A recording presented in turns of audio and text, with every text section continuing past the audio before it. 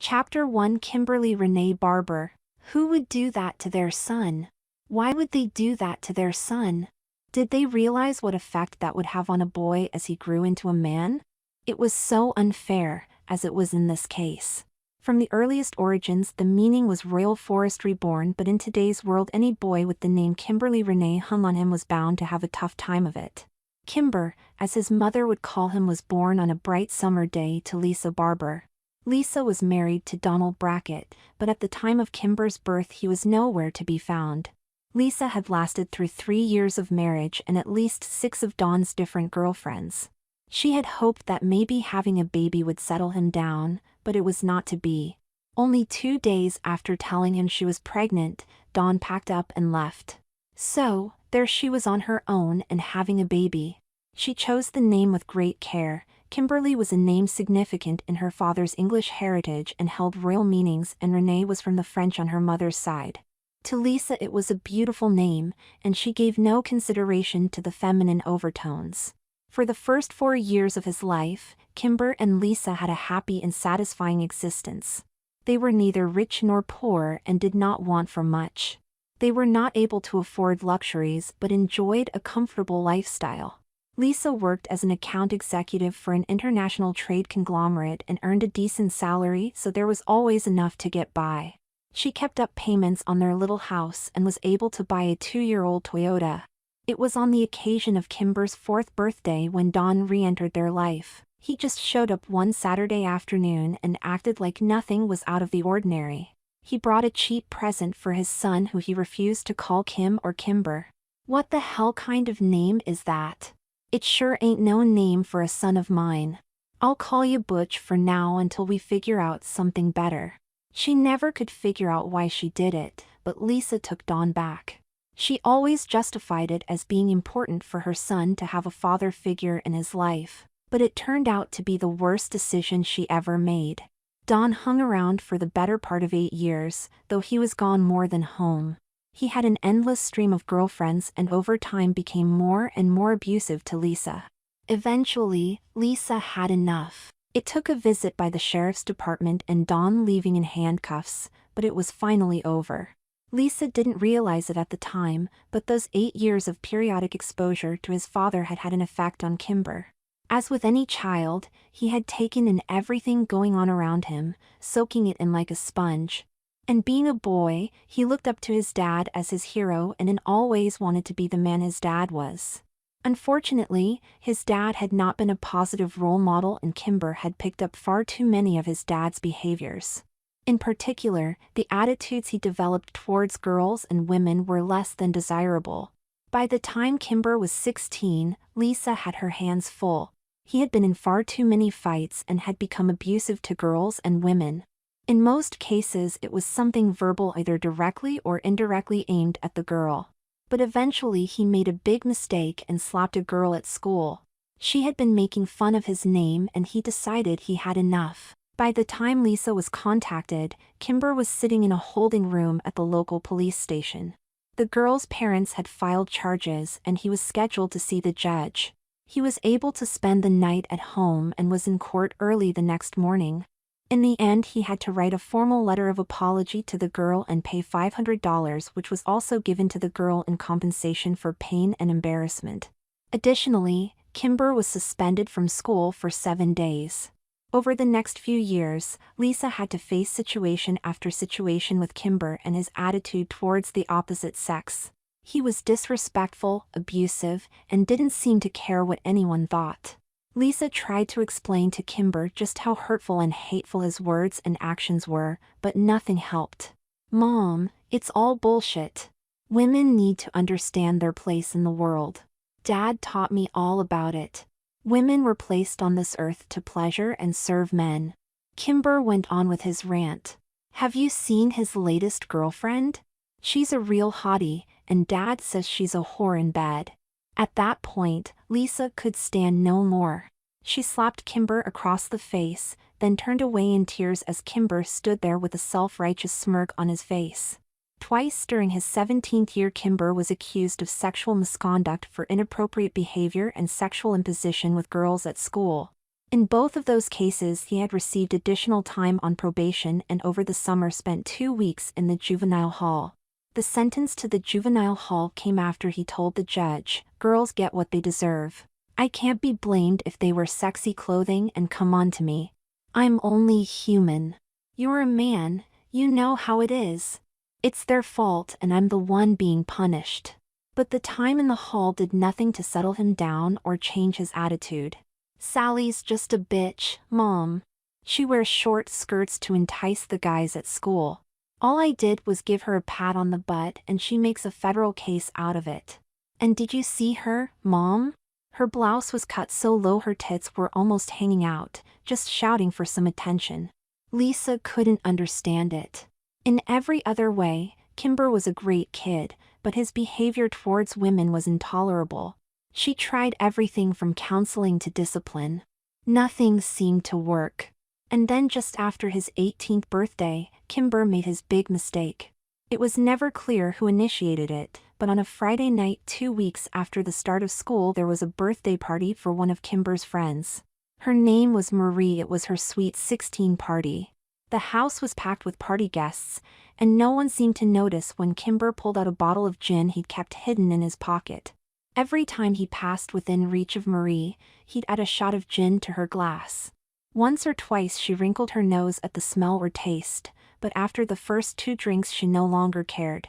By midnight, no one noticed when Kimber and Marie disappeared for half an hour. Kimber was the first to return, complete with a smug look on his face, followed a few minutes later by Marie, who was much the worse for the wear. One look from her parents, and the police were called. Soon thereafter, Kimber was led away in handcuffs. During the investigations, several witnesses testified that Marie had been drinking, although they couldn't say where the alcohol came from.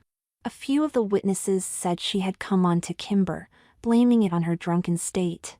She was 16, a minor, and he was 18, an adult, so it was called statutory rape, and with his juvenile record things did not go well for Kimber. The court system moved slowly, and the trial was held 4 months later. Kimber had been on house arrest during this time. He'd been removed from school because he was considered an imminent risk. The public defender suggested pleading no contest and waiving a trial. They could hire an expensive lawyer and spend a lot of time and money, but there really was no defense. One way or another he would be at the mercy of the judge for sentencing. But to trial they went. The trial did not go well. Kimber could not be controlled by either his mother or attorney. Sally Henderson had been called as a witness to establish Kimber's character and past behavior. She had just finished answering a question when he erupted. "Bitch," he said, just loud enough for the judge to hear it. But he didn't stop there. Leaning in towards his lawyer he added, "She needs to be fucked long and hard. That'd straighten out her attitude." The judge exploded and Kimber was removed from the courtroom in handcuffs. The judge spoke to Lisa and the attorney. "That little outburst just cost Mr. Barber $1,000 and 15 days in the county jail. We'll take 10 minutes so you can explain proper behavior to your client. If, and I repeat if, I allow him to return to the courtroom, I will not tolerate another outburst like that. One foul word from his mouth and I will have him cuffed and gagged. Is that clear?" For the remainder of the trial Kimber kept his comments to himself or shared them with the attorney outside of the courtroom.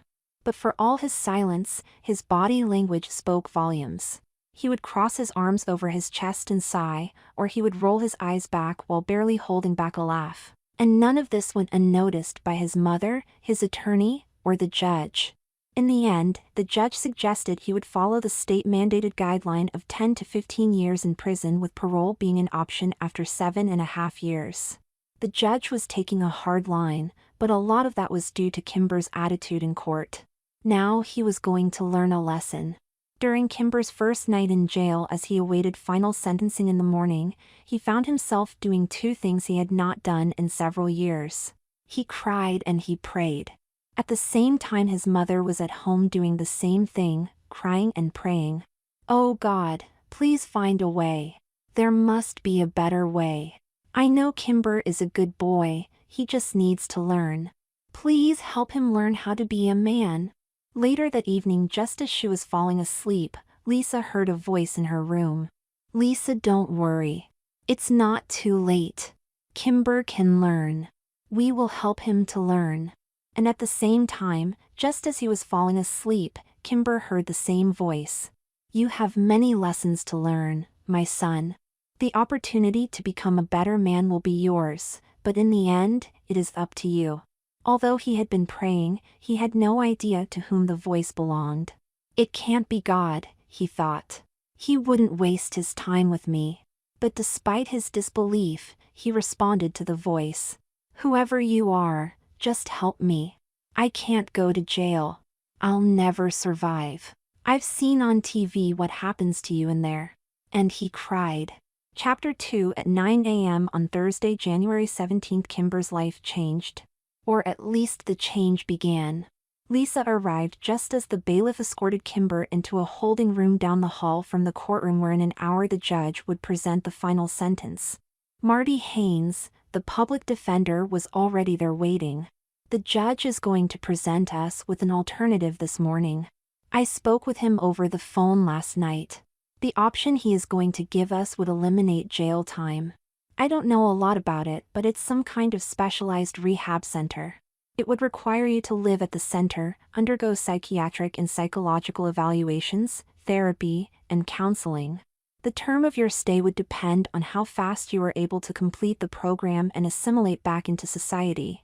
We'll get more details from the judge when we see him at 10, but it sounds like a good option to me."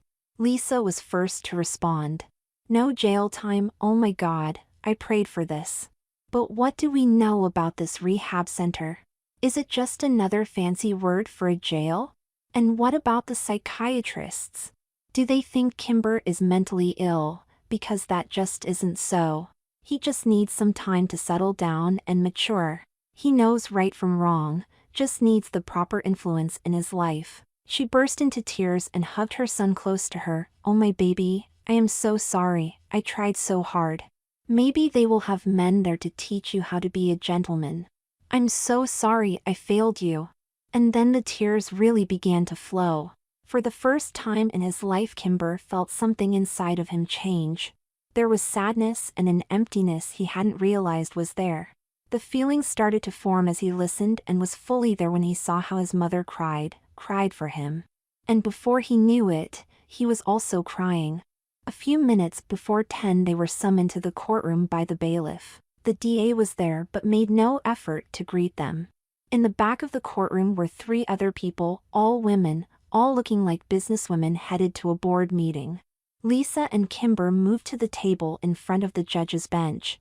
They sat quietly waiting for the judge while Marty shuffled through a stack of papers and placed them neatly on the same table. It was another 15 minutes before the judge walked in. He wasted no time getting on with the business of the day. "Mr. Barber, we are here today for the formal sentencing in your case. Do you understand what I am telling you?" Kimber nodded without saying a word, and the judge continued.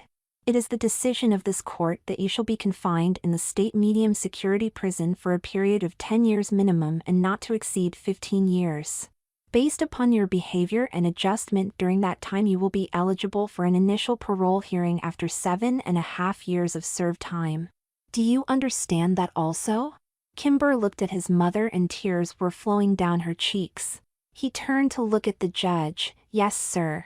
Mr. Barber, this morning I am able to offer you an option to serving this sentence. As you probably noticed, we have 3 visitors in the courtroom today." He waved his arm indicating the 3 women seated in the galley.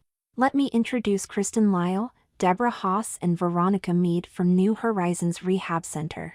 This center offers special programs designed to help young offenders to rehab under the care of a team of doctors and professionals, and eventually re-enter society. This is offered as an alternative to incarceration and viewed as a preferred path for young offenders to rehabilitate themselves. This program will be offered to you today. You will be given 3 days over the weekend to consider it. We will then meet here again on Monday morning for your decision. I want you to understand, the decision is totally up to you, and once you begin the program you can end it at any point during the first 6 months. However, if you do so, you will be immediately sent to prison and your sentence will begin from that moment. After 6 months' time, you will be required to complete the program. The actual length of the program will be decided upon after the first 6 months have been completed, but in no case shall be longer than the jail term specified. The room remained quiet, but Lisa and Kimber turned to look at the 3 women at the back of the room. What was it that they had to offer? The judge's gavel strike drew their attention back to the front of the courtroom. For today we stand dismissed. We will reconvene at 10 a.m. on Monday for your decision. Until then, please listen to what these ladies have to say and what the program offers and have your decision ready on Monday. With that, the judge stood and left the room, followed closely by the DA. Remaining in the courtroom were the 3 women from the rehab center, Kimber, Lisa, and their attorney. The ladies stood in unison and moved to the front of the room. Good morning, I'm Dr. Kristen Lyle, Director of New Horizons. I am a psychologist by training, and I opened the center 3 years ago. I saw it as an opportunity to provide young people who have gone astray to have a less hostile option than prison in which to rehab. Dr. Deborah Haas is a medical doctor and endocrinologist, and Dr. Veronica Mead is both an MD and psychiatrist. Together we are the team that structures the rehab programs for new clients. Marty Haynes stood to take his leave. There's a conference room down the hall you can use. The bailiff will escort you there. The judge has asked me to leave the 2 of you together with these 3 ladies to discuss their program. He doesn't want me to influence your decision. I'll leave now, but I'll be available by cell phone all weekend if you need me. If not, I'll see you here Monday morning at 9. Once seated in the conference room, the questions started before any of the 3 ladies could speak. Lisa couldn't help herself. I'm sorry to jump right in like this, but this opportunity seems almost too good to be true. I still haven't come to grips with the prison sentence, and now this opportunity comes up to avoid prison. What's the catch? I mean, I don't want to look a gift horse in the mouth, but this seems too easy. What are we missing? The 3 ladies looked from one to the other, and then Dr. Lau replied. Well, you really aren't missing anything. No one said this is going to be easy. It will require extreme effort on Kimber's part to get through the program, but we believe it is much better than sitting in jail, especially with all the associated problems. In jail, most of your time is wasted. There is very little rehab or learning happening, and in more than 50% of the cases we see with young offenders, they come out worse than when they went in. Our program is based on education and true rehabilitation.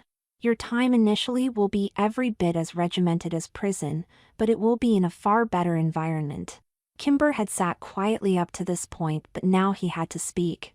Can I just say yes? I mean, anything has got to be better than prison. To be totally honest with you, I am scared to death of going to prison. This has got to be a better choice. This time it was Dr. Mead who took the lead. Kimber, I can certainly understand your fear. Prison is certainly no place for someone as young as you. But to be totally honest, there are many people who find our program unacceptable and opt for prison. The decision will be up to you. Kimber and his mother exchanged a look and then nodded to Dr. Mead to continue. Our program is based upon situational learning to foster re-education and therapeutic behavioral role reversal. You need to understand the results and effects your behavior has on other people. There is no better way for you to develop an understanding than to experience it, to actually live it from their side of the situation. Then you need to learn the behaviors and social skills which will help you to change and reformulate your attitudes and behavior. The first 6 months of the program will be a period of evaluation, assessment, counseling, and education. After you complete this initial section, the remainder of the program is based upon social immersion. Over time you will grow to understand how your behaviors affect others and slowly modify your moral and ethical beliefs which ultimately govern your behavior. For those who have been accepted into the program over the past 3 years, we have had a 100% success rate. There have been a few clients who have opted out during the first 6 months, but very few. At this point both Kimber and Lisa were confused. Kimber was first to express his thoughts. So let me see if I follow you. You want to teach me about women? You have classes in girl stuff so I can learn how they feel? Then I get to socialize with girls again to show you I can behave? Is that about it? Before any of the doctors could answer, Lisa spoke up. I'm not sure that Kimber is getting all of this, is he? I am kind of curious about what you mean by role reversal and re-education. It's a bit more complicated than what he is expecting, isn't it? Now Dr. Lyle took over again. Okay, no more soft sell. Here's what you should expect. Lisa, you are right, there is much more to it than Kimber is thinking. Kimber, during the first 6 months of the program you would not be learning about girls and women, you will be learning how to become a girl. You will learn everything from how to dress, move and act like a girl to eventually begin to think like a girl. Then when you complete this portion of the program, you will re-enter society as a girl and live in that role until you complete the program. At that time, you will be allowed to return to your male role as a re-educated, much improved member of society. Kimber's mouth fell open, but no words came out. He looked from one doctor to the next, waiting for them to say something more. They had to be kidding, didn't they? Finally, he looked at his mother and saw the shock on her face and the tears running down her cheeks. Reality set in and he knew he had heard them correctly. Finally, he was able to speak. But why? How? What am I expected to learn by dressing up like a girl? Other than making me look ridiculous and humiliating me, what purpose does this serve? This time it was Dr. Haas who answered. Trust me, Kimber, the last thing we want to do is humiliate you. I can assure you, you will not be ridiculed. During the 6-month assessment and training period, you will be taught all of the skills necessary to pass as a young woman. You're fortunate, you have a small frame, and your facial features are not overly masculine. It will make things easier for you. It would not serve any purpose to have you parading around like a guy in bad drag. The idea is for you to truly experience what a young girl does and to learn from your experience. If we start the program next week, you will finish the 6-month training phase by the end of July. This will give you 6 weeks of practice before school starts. Time to get used to being on your own with your peers. Just enough time to get you ready. Kimber freaked out. Holy crap! You can't send me back to school dressed as a girl. You could make me the most beautiful girl in school, and they would still know. These are people I've gone to school with and hung out with all my life. One wrong word or one wrong move and I'd be found out. Then I'd really be screwed. No way in hell can you do this to me. No fucking way. Kimber wasn't prepared for what happened next. He didn't realize he was within striking range of his mother. Her backhand swing caught him across the right cheek, rattling him soundly. He was totally taken by surprise, and it served as a warning she was quickly reaching her limit with his behavior. Watch your mouth, young man. It's becoming obvious to me you have a lot to learn. The ladies are here to offer you a chance to stay out of prison and you dare use vulgarity? I'm beginning to think I'd prefer having a well-behaved daughter than a foul-mouthed son. Then the tears really started to flow and Lisa excused herself from the room. This left Kimber to deal with the 3 doctors on his own. He was still considering his next move when they all started talking at once. It took a minute for everyone to settle down so just one person could speak. In this case it was Dr. Lyle who took over again. Okay, Kimber, this is a critical junction for us. You can decide to walk out at any time, but so can we. You are being offered this program because we believe you can be helped. If we pack up and walk out the door, the bailiff will take you back to your cell and you can look forward to the next 7 to 10 years in prison, because in real terms, that's about how soon you will make parole. Now, just so you don't think we're foolish, we take into account every enrollee's situation and where they live and go to school. We would not risk your welfare or the success of the program by putting you into an environment in which you could never succeed. Our facility is 200 miles away from here, but before you let that bother you, I want you to know the prison is much further away. I realize this is a lot for you to consider, so I'll give you this pamphlet to look at. Take your time to review it while the 3 of us get some lunch. Then when we return, we'll answer any questions. At 3 this afternoon we have to be on our way, so please have your questions ready when we return. With that, the three ladies got up and left the conference room, leaving Kimber on his own. He was holding the pamphlet when his mother returned. Lisa apologized and kissed him on the cheek, and he apologized to her. Together they looked through the pamphlet. On one page of the pamphlet were pictures of the prison where Kimber could be spending the next several years, gray stone walls topped with concertina wire rolls and guard towers where guards sat with live weapons. There were 12 by 16-foot cells which were shared by 2 inmates, containing metal-framed bunks with thin mattresses. In the back corner of each cell was a metal sink and commode. Privacy was an unknown commodity. On the opposite page of the pamphlet were pictures of the New Horizons facility. It appeared to be a large farmhouse surrounded by elegant grounds of tree-lined drives and acres of gardens. The inside pictures showed elegant sitting rooms, dining rooms, and individual bedrooms with private baths. The comparison was stark and brutal.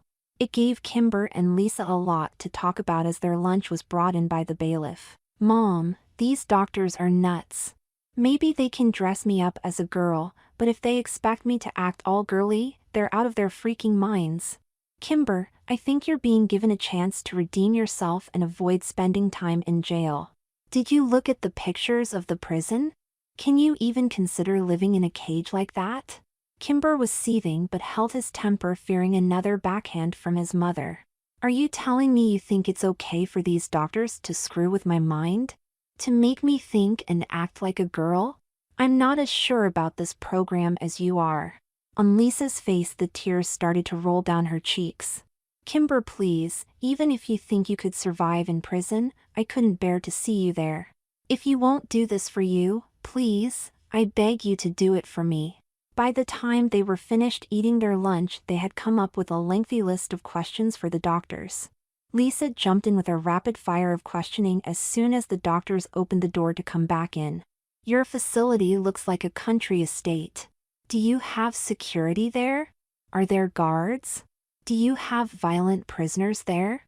Do any of your clients ever escape? What are the visitation requirements? What about school? What about meals and health care?" She spewed out questions so fast it gave no time for answers. But when she did slow down, Kimber started in. "How many others are there? Are they going through the same program? Will they know about me? Do you have both boys and girls there?" Finally, the room fell quiet so the doctors could answer the barrage of questions. Dr. Mead took the lead. "Yes, we do have security guards, but they do not typically carry weapons. We feel it would be counterproductive to our mission. We also do not accept violent criminals or clients who have hostile tendencies. We have had a few clients try to leave us, but we have safeguards in place, so this won't happen." Dr. Lyle continued with the answers. "Visitations are allowed after the first 8 weeks and then can be arranged anytime with 2 days' notice. Only immediate family and others who have been pre-approved are allowed. We have a chef on staff and the food is excellent. Obviously, with Dr. Mead and Dr. Haas, our healthcare is fantastic." Dr. Lyle stopped, looked over at Dr. Haas, who then went on to continue addressing their concerns. "Yes, there will be about 6 others there and you will meet them and interact with them." She watched to see how Kimber might react and then continued, "Each client is on their own program. Our programs are tailored to the specific client. They will not know why you are there, and their judgment of you will be based only on their observations and interactions with you." She hesitated, looking to Dr. Lyle, who nodded her approval. "Kimber, we do encourage you to interact with the other residents as part of your growth process. However, you can be assured they will be as busy as you will be and will not have a lot of time to think about you and will most certainly not be judging you. We also expect you to be non-judgmental of them.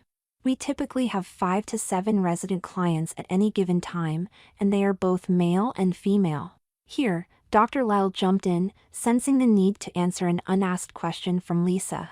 "Any sexual activity is strictly forbidden and any impropriety or aggression in this area will be dealt with rather severely." She stopped to take a breath. "So, does that about wrap up the questions? We're about out of time, and we do have to stay on schedule."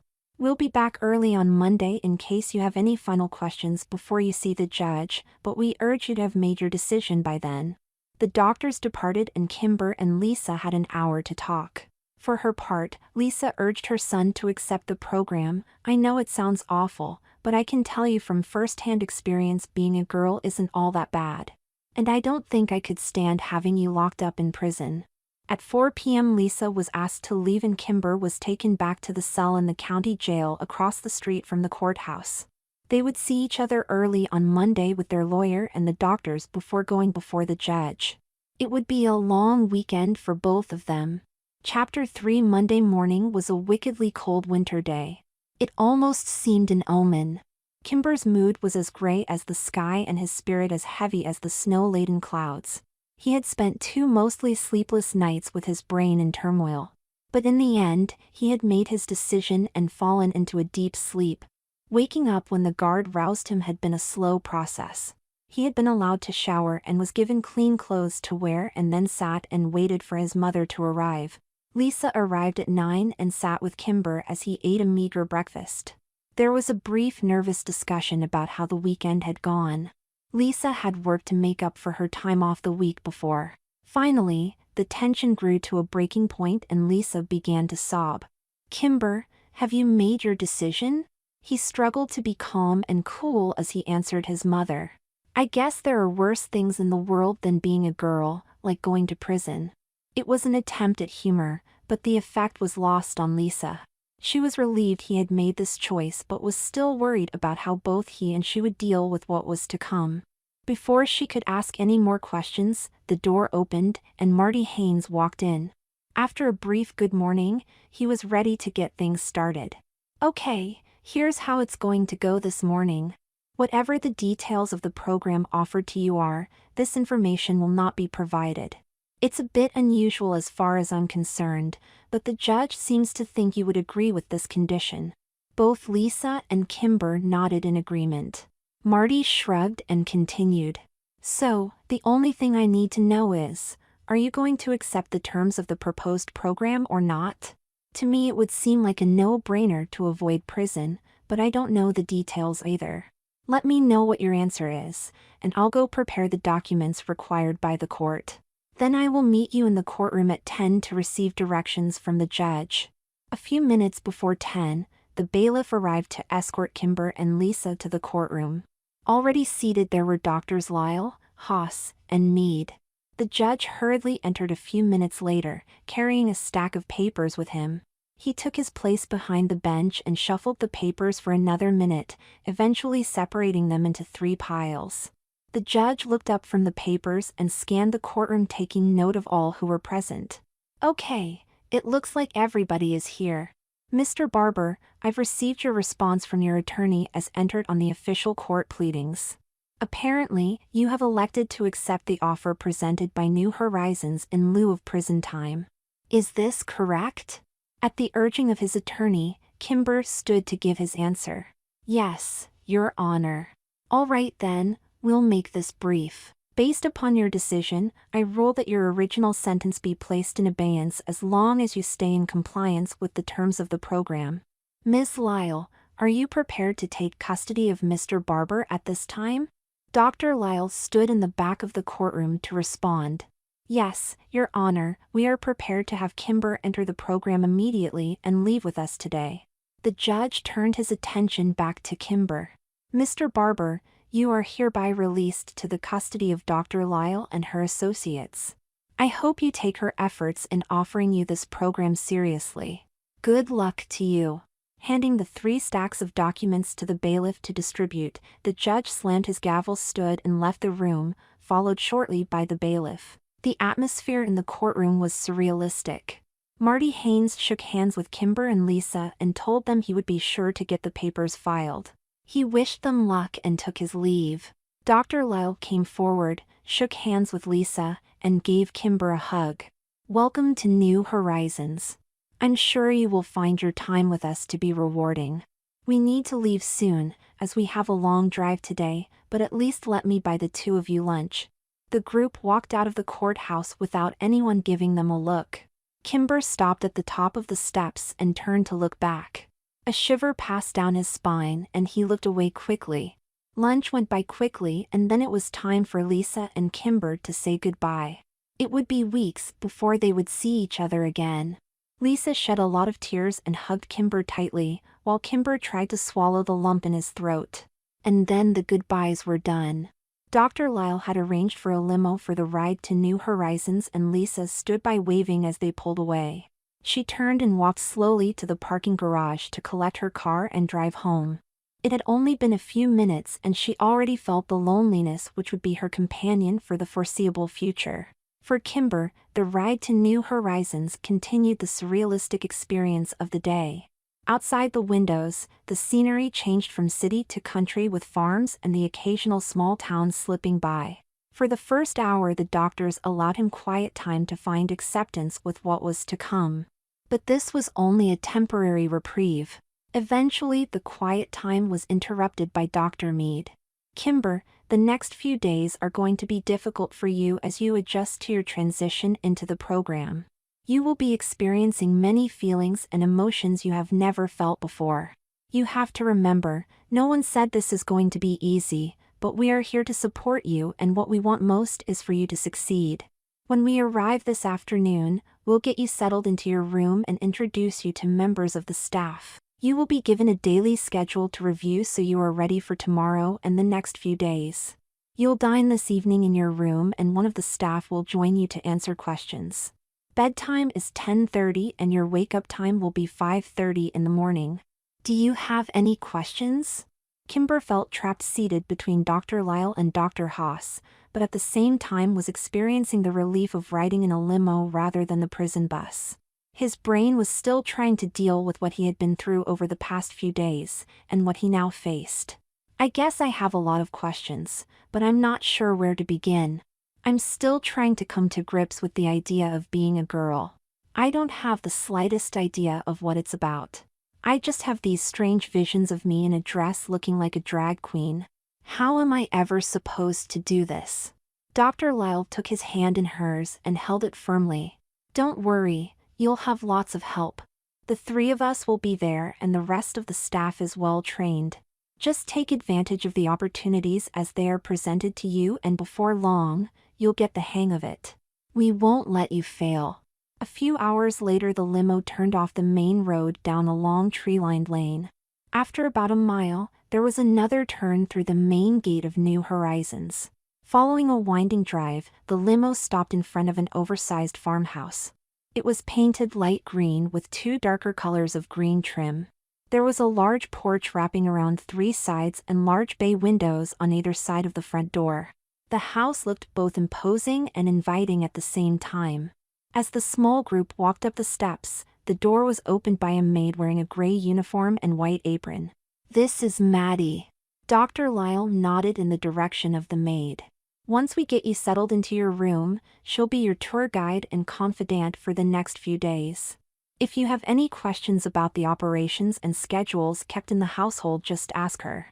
She can be a great help to you. From there Kimber was led up a wide staircase to the second floor and down a long hall to a bedroom at the back of the house. His first look at what his future would hold was behind the door. The room was painted lavender with white trim. A large canopy bed dominated the space, a dresser with mirror against one wall and a dressing table with mirror against the opposite wall. On one side of the dressing table was a door leading to a private bath and on the other side a walk-in closet. Kimber stood there trying to take it all in. Dr. Lyle stood by his side waiting for any response, but none was forthcoming. I know it can be overwhelming and intimidating, but you'll adjust to it. This is a big step for you and I'm not going to tell you it will be easy. Just take it a step at a time. I'll leave you to look around, and Maddie will stop up to get you settled. Dinner will be brought up at 6 and then Dr. Mead will stop by to chat for a while. Take your time and look around. Try to relax. Trust me, it will be okay. Once Dr. Lyle had left, Kimber sat on the wicker chair next to the bed. He didn't really have to settle in and unpack since he had brought nothing with him. He studied the room from top to bottom and corner to corner. It was as feminine as it could be. From the eyelet and lace curtains on the window to the teddy bear and doll lying on the bed, it was all girl. Walking into the bathroom, it was an explosion of pink. Walls, curtains, towels, and fixtures all in shades of pink. Even the bottles of shampoo, conditioner, and body wash were all pink. It was a visual overload.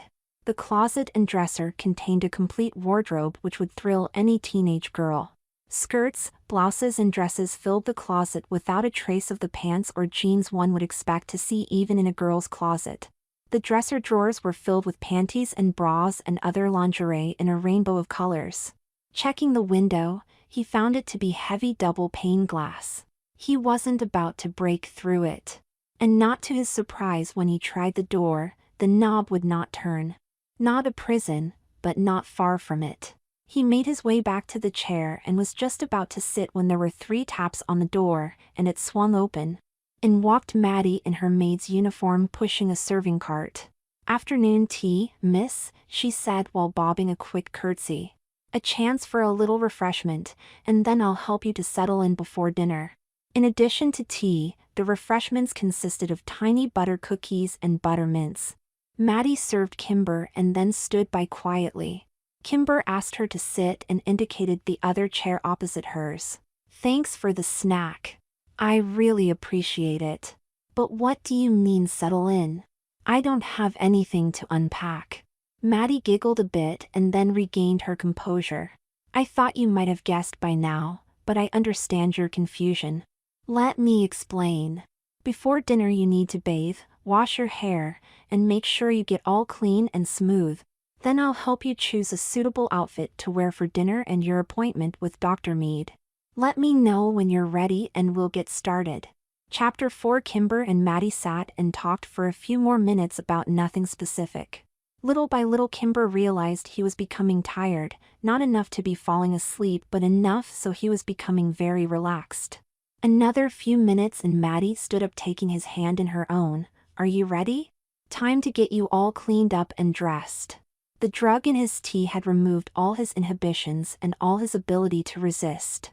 Over the next hour Kimber was showered and had every hair below his eyebrows and lashes removed. His hair was washed and dried. He was powdered and pampered and dressed for the evening. For tonight it was something simple: cotton panties and padded bra, a knee-length blue jean skirt and light blue t-shirt with a Girl Power logo stenciled across the front. Ankle socks and brown penny loafers went on his feet. His hair was parted in the center and brushed into a feminine style. Simple jewelry was added and just a bit of makeup, eyeshadow, blush, and lip gloss. Kimber was seated again in the wicker chair next to the bed when he started to regain his functional abilities. As he tried to move, he found his wrists were bound to the chair with pink ribbons. Nothing he could not have broken away from, but he realized it was useless to try. Maddie was there with a final word of advice. "Just relax. Everything will be fine. At this point it's better to just go along and get along. Trust me, it will be all right." And then she quickly left the room, the latch on the door engaging with a distinct clack as the lock set into place. Kimber sat there coming to grips with his situation but didn't have long to think about it.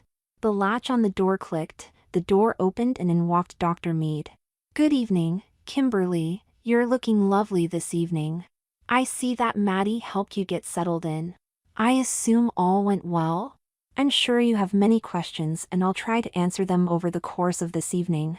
But for now, let me get dinner started." She pulled her cell phone from her pocket and tapped only 3 keys, then slid it back in her pocket.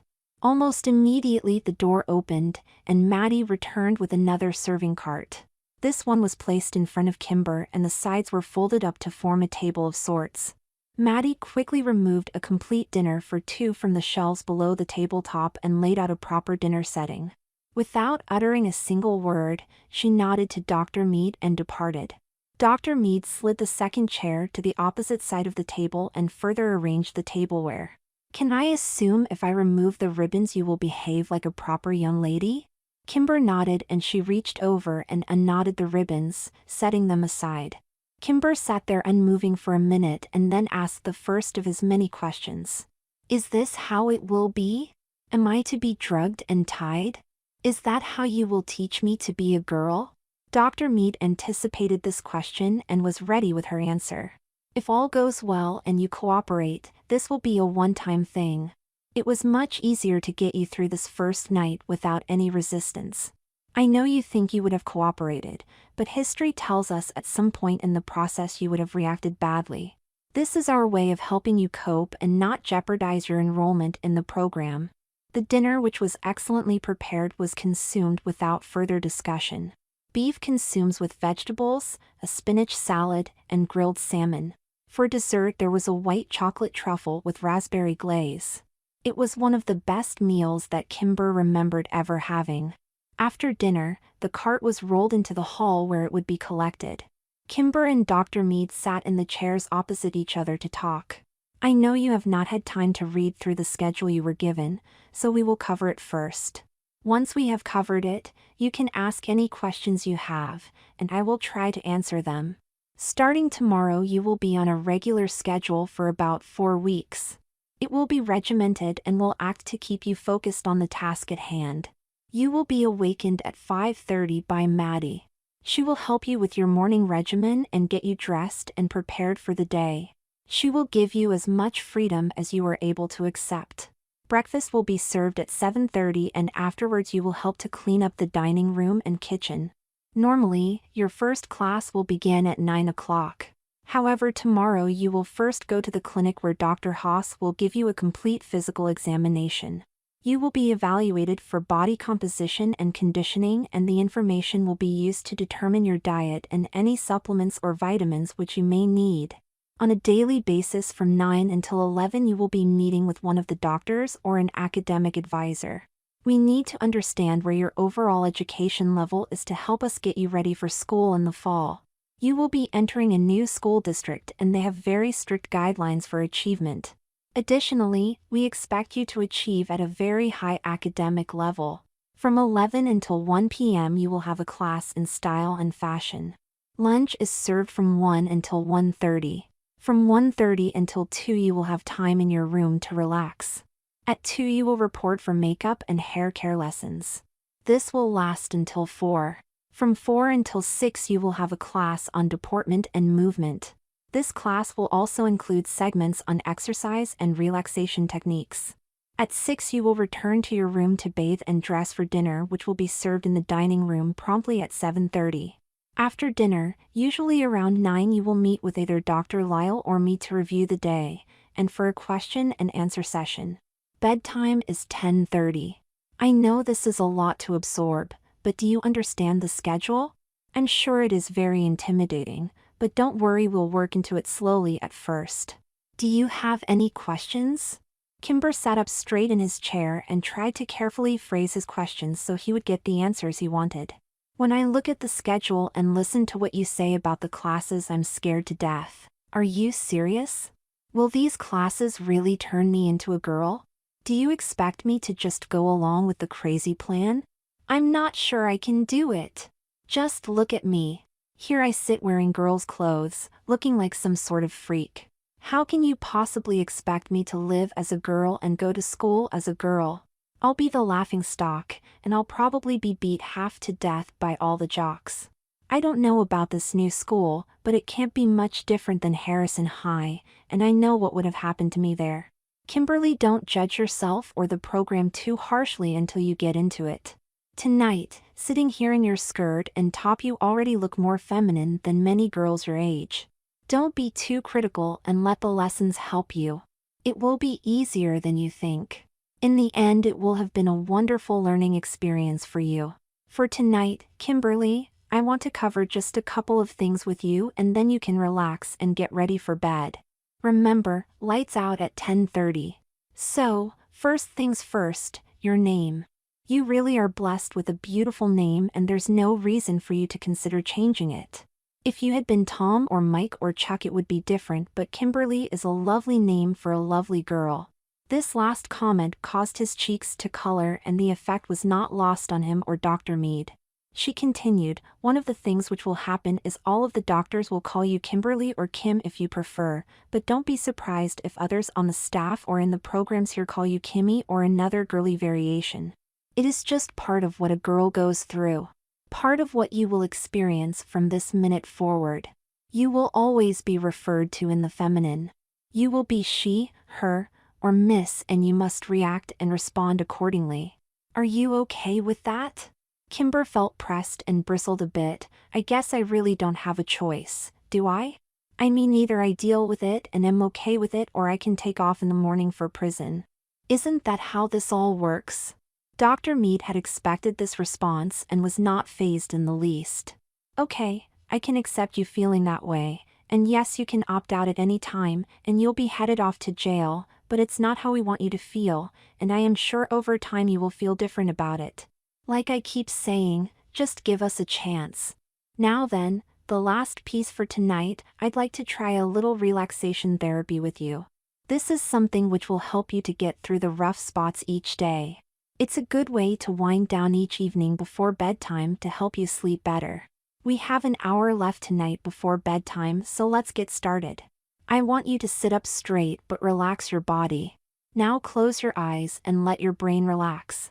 Try to let your mind focus on one thing, a flower. Tell me what your favorite flower is. Kimberly sat in the chair, eyes closed, trying to relax, and found it easier than he thought it would be. Daisies are okay, I guess. Dr. Mead continued once again, okay, let's talk about daisies. I'm going to describe same daisies to you, and I want you to imagine them in your mind. You don't have to say anything, just nod when you need to respond, okay? Kimberly nodded, thinking about daisies, and listening to Dr. Mead's voice. I want you to picture a field of daisies. Do you see them? Kimberly nodded. Now I want you to walk through the field of daisies and find the one, most perfect, beautiful daisy in the entire field. Don't pick the daisy, just remember where it is at so you can return to this spot at any time. This will be your point of relaxation. While you're standing there looking at the daisy, I want you to let your body relax even more and allow your brain to follow. Just focus on the daisy, how it looks, how it smells, how beautiful it is. I am going to pick 10 daisies from the field and place them in a vase in your room. I will count them as I pick them, and with each daisy I pick, you will become more and more relaxed. 1, 2, 3, 4, 5, you are becoming more and more relaxed. 6, 7, 8, 9, 10. An hour later, Dr. Mead brought Kimberly out of the trance. She showed her the vase of fresh-cut daisies on the dresser and watched as Kimberly walked over to them.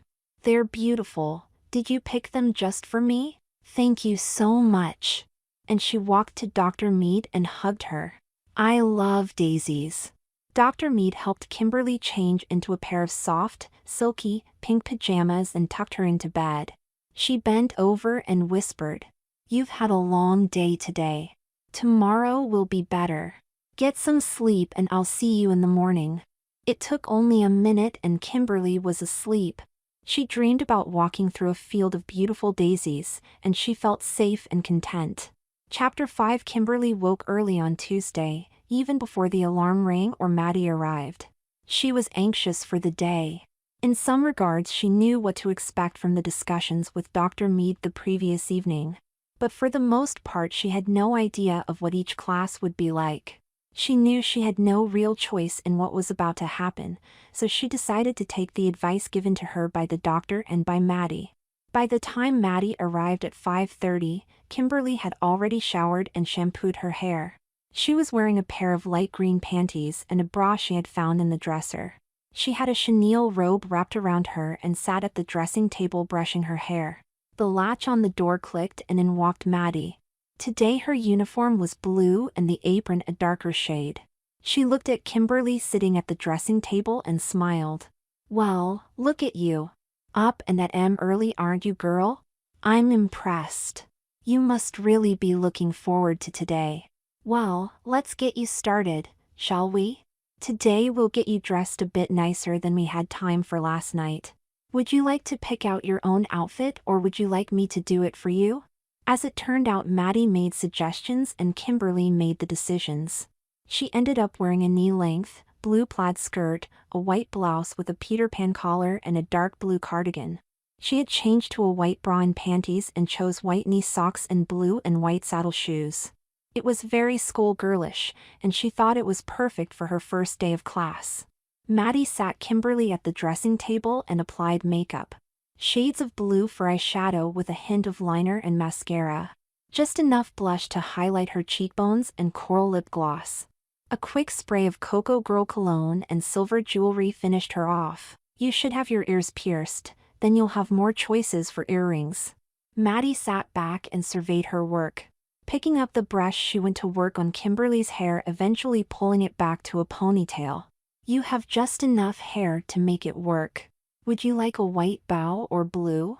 She asked this as she pulled out 2 pieces of ribbon from a drawer at the side of the dressing table. With the blue ribbon securing the short ponytail, Maddie spun the chair around so Kimberly could see herself in the mirror. The reaction was predictable. Her eyes went wide, and she gasped. "Oh my God, is that me?" Maddie escorted Kimberly out of her bedroom for the first time. She led her down the stairs to the dining room for breakfast. Since this is your first day of classes, once you finish breakfast you will be excused from kitchen duty so you can report to Dr. Haas for your physical. Along their way through the house, they passed by 2 young boys who were busy scrubbing and polishing floors. They looked up at the 2 girls and smiled but spoke not a word, going back to their work as the girls passed by them. Maddie spoke quietly as they walked away. "I don't know what their crime was, but they have been here for over 2 years. You'll see them often and they are always working hard. They do not attend any classes I am aware of and do not join us for meals. I believe they are fed in a separate room near theirs, which is in the basement." Kimberly looked at Maddie in shock. "I guess I was told there were others here in different programs, but I haven't given it much thought. Are there others? Are there any girls?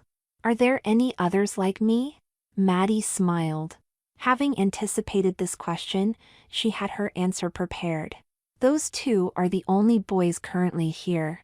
I know absolutely nothing about them, not even their names. There are 2 other girls here who you will meet today. Their names are Stacy and Kristen and they have only been here for about 6 weeks.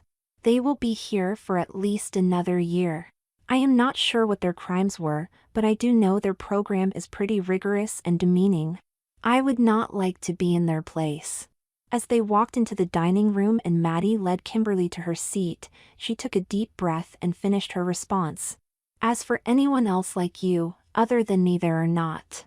And she turned and walked in the direction of the kitchen without saying another word. It was only a minute later when Kimberly was joined at the table by Dr. Mead and Dr. Lyle. Almost in unison, they greeted her. "Good morning, Kimberly. Don't you look cute this morning," added Dr. Lyle. Dr. Lyle took the lead in the discussions. "I realize you are probably feeling a lot of pressure right now, but try to relax. Dr. Haas will not be joining us for breakfast, but you will be seeing her shortly. We will all have dinner together later this evening." While she was speaking, 2 other girls walked quietly into the room and sat at a small table at the end of the room. The 2 girls were dressed in rags. Their clothes were dirty as was their hair and their faces. They each carried large cloth bags with them which hit the floor with a loud clunk as they dropped them next to the table. Shortly, Maddie returned to the table carrying a tray with pots of tea and coffee. She offered to pour but was dismissed by Dr. Lyle who did the pouring herself. Maddie was gone only a minute, returning with a platter of fresh fruit and scones which she set in the middle of the table. She disappeared again but was back again with another platter, this time holding poached eggs over toast with a thin slice of bacon. She set a tiny plate in front of each person and turned to leave. Before she took a step, she was summoned back by Dr. Lyle. "Maddie dear, why don't you join us this morning? I'm sure that Kimberly would enjoy your company. Wouldn't you, dear?" As Maddie seated herself, Dr. Lyle continued, "It is a bit unusual to have so few at the main table for meals, but the current programs dictate this arrangement. This will give us all a bit more time to get to know each other." Breakfast continued with more small talk and very little of substance being discussed. Kimberly ate the offered food but was left still feeling hungry. It was not up to the usual portions she consumed at home. But as she watched out of the corner of her eye, each of the two other girls had risen from their table, gone to the kitchen, and returned with a small bowl of porridge and a cup of milk.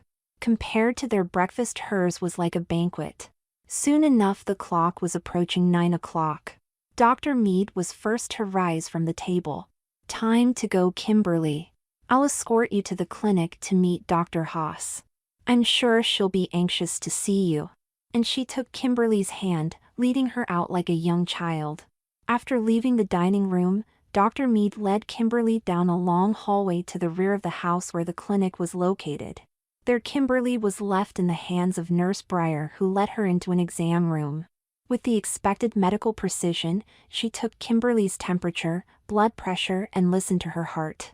After writing down her findings on a chart, she turned back to face her patient. "Please remove your clothes down to your panties and bra." Kimberly shuddered a bit as she stripped, but Nurse Breyer hardly took notice. She had her step on the scale where she weighed her and measured her height. The next step was to draw blood, and finally she handed Kimberly a small cup and pointed her to a small bathroom. "Fill it to the line and leave it on the counter. Remember to sit when you pee." When Kimberly exited the bathroom, Dr. Haas had joined them in the exam room. She was reviewing the chart and looked up and smiled at Kimberly. She spoke, but it was more aloud to herself than to either Kimberly or the nurse, but they both listened intently, for different reasons. 5 feet 7, 160 pounds. Muscle mass a bit low, but muscle tone is good. She then went through the normal exam routine, checking eye, ears, nose, and throat. Next, Dr. Haas had Kimberly stand up as she wrapped a tape measure around her torso and called out numbers which were recorded on her chart by Nurse Breyer. Chest 36, waist 30, hips 34. She kept moving with the tape. Neck 15, arm length 27, leg length 32. Then it was up on the exam table as she pulled out a stethoscope, listening to Kimberly's breathing and heartbeat. Finally, Kimberly thought the exam might be coming to an end as the doctor turned. But it was not to be. "Please remove your bra and panties and lay back on the table. I'll be right back." She took 2 steps towards the door and turned again, seeing the fear in Kimberly's eyes. Taking a sheet off the shelf, she tossed it to her. "Here's something to cover yourself with." Then she turned again and was gone. When Dr. Haas returned, Kimberly was resting on the exam table with the sheet covering her from her toes to her chin. Her cheeks were glowing red with embarrassment, but it was only to get worse. Dr. Haas called for the nurse and folded the sheet down to Kimberly's waist. "We need to get a few more measurements," she said almost as an afterthought as she started probing her chest and abdomen, calling off numbers. Chest center -3, pectorals +2, center length 8, waist depression -4, comparison index 80%. She then used a pair of metal dividers to pinch her skin and call off more numbers. Pectoral pinch 3, nipples 1.5, projection 0.5, abdomen pinch 2. Initially a small B, but ultimately a full C cup. At this point she backed away, and again Kimberly thought she was through. And again, it was not to be. Before Kimberly could react, Dr. Haas pulled the sheet completely off, exposing her completely. "Might as well get over your embarrassment now. I'll be seeing you naked on a regular basis during your weekly exams. There's no need to be embarrassed, and I promise you it is all professional, and you certainly do not have anything to hide from me. I am here to help you." With this said, Kimberly was subjected to further indignation as Dr. Haas examined her most private parts. Flaccid 2.5, scrotal also 2.5, must be a grower not a shower. This elicited a chuckle from the nurse.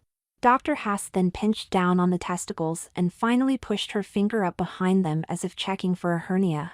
Testicles 0.7 right and left, pelvic gap 1.0. Almost ideal for reinsert and retraction. Dr. Haas looked down at Kimberly as she lay there with tears in her eyes. "Okay, darling, you'll be fine. You can put your panties and bra back on. I just need to give you a couple of shots to make sure you stay healthy and develop like a young girl should." By this time, her words did not register to Kimberly.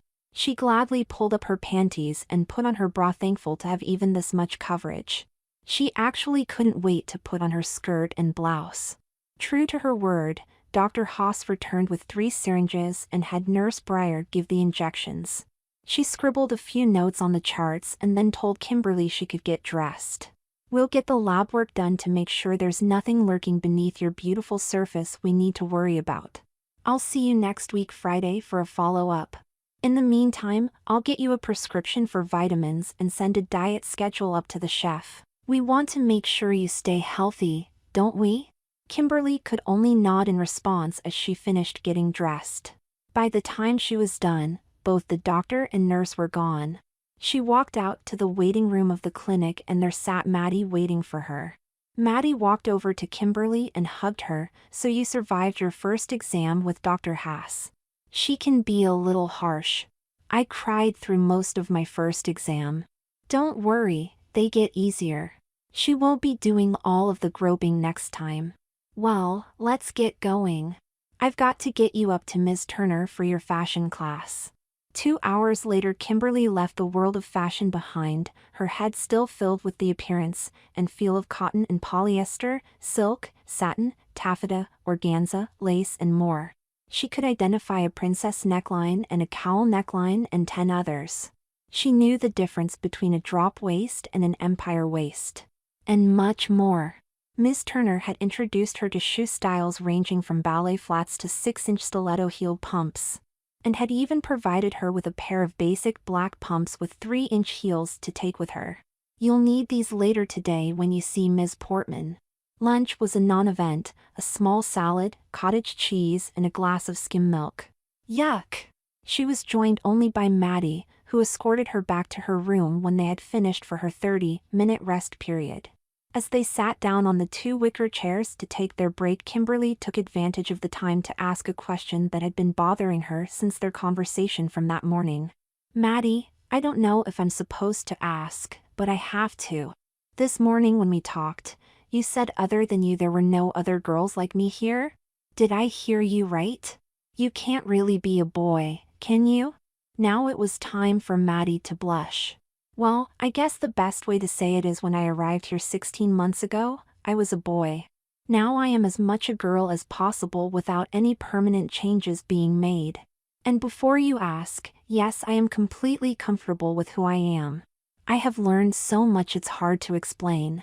I have another 36 months to go before I will earn my release.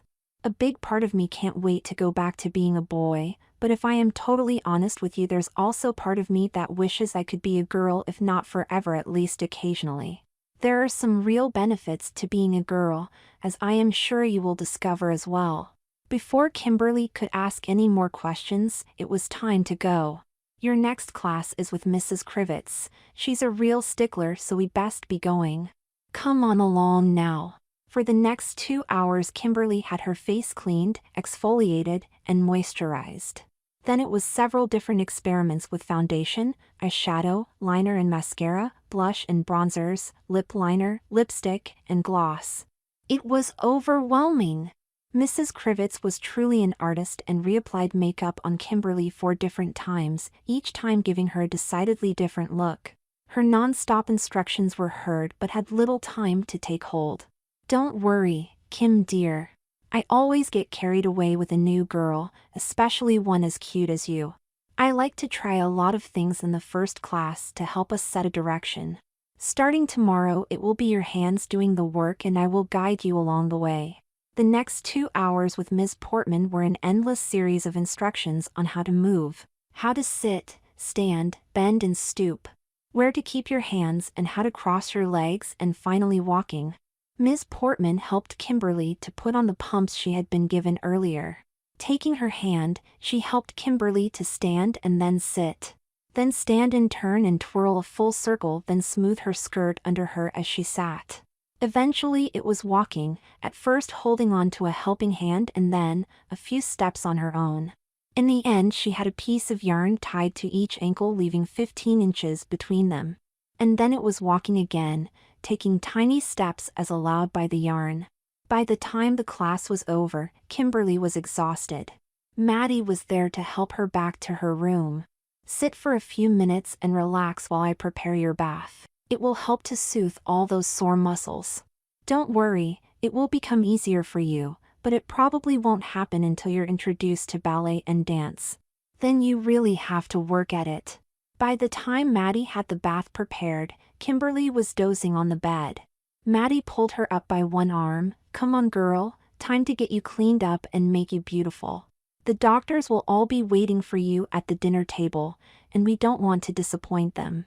Kimberly spent as much time as Maddie would allow luxuriating in the warm bubble bath. She used strawberry-scented shampoo and body wash and felt so relaxed Maddie had to help her to stand and step out of the tub. Pat yourself dry and slip into a robe, then have a seat at your dressing table. I'll help you with your hair and makeup, then we'll find something totally cute for you to wear. At 7:15 Maddie pronounced Kimberly ready to meet the doctors. Kimberly wore a beige linen skirt that fell to her knees with a peasant blouse made from a gauze material with a satin underblouse. She wore brown multi-strap sandals with a low heel. Her makeup was subtle and tasteful, and she wore simple gold jewelry. Her hair had been curled and brushed to create a full and sassy style. Maddie made ready to leave with a few words of encouragement. "You look absolutely gorgeous, girl. Now, look at yourself in the mirror and then make your way to the dining room. I'll be there in a few minutes. I still need to change into a clean uniform." The evening dinner was more extravagant than Kimberly expected. The 3 doctors were there, as were Ms. Turner, Mrs. Crivets, and Ms. Portman. They all stood when Kimberly arrived and fawned over her, gushing about how cute she was.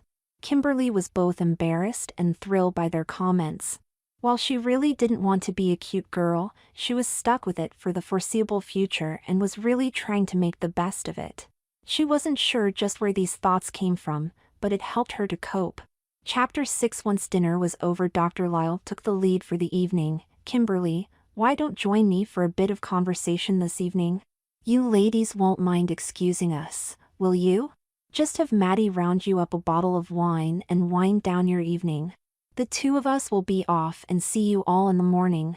Dr. Lyle took Kimberly by the hand and led her from the dining room. "I do wish spring was here. I love sitting in the gardens on spring evenings once the flowers start to bloom. But for tonight, let's settle for my office. I do have some fresh cut flowers there, they should brighten things up a bit. So, Kimberly, tell me about your first day. Have you begun to settle in, or is it still a bit overwhelming? Have you met all your instructors yet? I'm sure not on just the first day, but things will move along, and you will do fine." The tone of her voice was soothing but had an edge to it. The questions seemed to be somewhat rhetorical, yet begged for answers. But before Kimberly could answer, they arrived at Dr. Lyle's office. The office was appointed in a quite feminine manner, with the desk and other furnishings in dark cherry queen in style. Pale yellow walls added brightness to the room without being overpowering. Pictures on the walls were prints ranging from Renaissance to Baroque. Most of them were garden scenes with young women in gowns. Dr. Lyle motioned Kimberly to a large leather chair at one side of the room. "Please sit and make yourself comfortable while we talk. Oh look, someone put a vase of fresh-cut daisies on the table. Aren't they beautiful?" Kimberly looked at the vase holding dozens of daisies and was lost. Her eyes went hazy and her breathing slowed. She looked at the flowers with almost a blank stare, seeing but not seeing. It was the doctor's voice upon which she focused. A soft melodic voice, soothing but taking control. "Kimberly, I know how much you like daisies.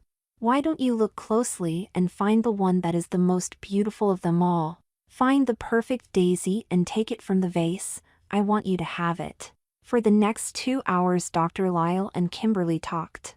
Dr. Lyle asked questions and planted ideas. This would be critical to Kimberly's success over the next few weeks. "Kimberly, there's one very specific thing I need you to remember. It is very important for your success in this program. I want you to always be completely open and honest with all the doctors and instructors here at New Horizons. If asked your opinion, you should answer clearly and honestly. Do not hold back mentally or emotionally. And under no circumstance should you tell a lie. Do you understand?" "Yes, Dr. Lyle. I can do it. I don't see any reason why not." Kimberly spoke the words almost mechanically, but the requirement was firmly set in place. Okay, Kimberly, then let's talk a bit. Why don't you tell me about what kind of girl you would like to be? You've been around other girls all your life and you surely have opinions about them. Tell me about them and about the girl you wish to become. Dr. Lyle's query was direct and searching. Kimberly sat quietly thinking for a minute as she formulated her answer. Well, Dr. Lyle, the thing is, I really don't want to be a girl at all. You're telling me, and the judge has told me I must live as a girl, but I really don't want to be a girl. Dr. Lyle chuckled to herself and thought, okay, my bad. Let's go back and fix this. All right, Kimberly, I understand, but let's change a few things. Rule number 2, not only must you always be honest, but it will be much easier for you here if you accept the fact that since you will be living as a girl for the foreseeable future, it would be better to embrace your situation, to truly desire to be a girl. Do you think you can do that for me? Oh, and one more thing, when you are asked a question by any of the doctors or instructors, it would be best if you always answered in a positive and agreeable manner. I don't want to hear the word no coming out of your mouth when a more positive answer is possible. Is that agreeable? And a few more seeds were planted and allowed to take root. Dr. Lyle allowed a few minutes for this information to process. She watched as Kimberly slowly spun the stem of the daisy she had chosen, between her fingers causing the flower to spin in gentle circles. Slowly her eyes started to brighten, and Dr. Lyle knew she was ready to speak again. Kimberly? Listen, I want you to think about all the girls who you have known over the years and tell me about them. Tell me about their appearance, their hair, their personalities, the styles they wore, or whatever else you would like me to know. But mostly tell me what you liked most about them, the characteristic you admired, and what you would like to incorporate into your life and style. What kind of girl do you want to be? Kimberly sat quietly for a minute contemplating her answer. As Kimber, he remembered the girls he knew from school. They were all bitches. Stuck up and independent. No matter how hard he tried, there were very few who wanted anything to do with him. But now as Kimberly, she thought back, she remembered these girls differently. When Kimberly spoke, it was with enthusiasm and excitement in her voice. Oh, Dr. Lyle, I know just the kind of girl I'd like to be. The girls who have always impressed me were cute and sweet, but also very smart. My friend Christy is like that. She's the smartest person I know and one of the cutest girls in school. And she is not the least bit stuck up or snooty. And Jennifer. I really like Jennifer. She is kind of a girl but not prissy and still really easy to get along with. She always wears the latest fashions, and when other girls are wearing pants, she's usually wearing skirts and dresses. She paused to catch her breath and organize her thoughts. I like girls with long hair, girls who always paint their nails and wear cute and sexy clothes. But girls you can talk to and be friends with. That's the kind of girl I want to be also. They talked for a full 2 hours before Dr. Lyle walked Kimberly to her room and helped her get ready for bed. As she tucked Kimberly under the comforter, Dr. Lyle kissed her on the cheek and whispered in her ear, "I'm glad we had such a nice talk tonight, dear. Things will be so much easier for you from now on. Now sleep well and I'll see you in the morning."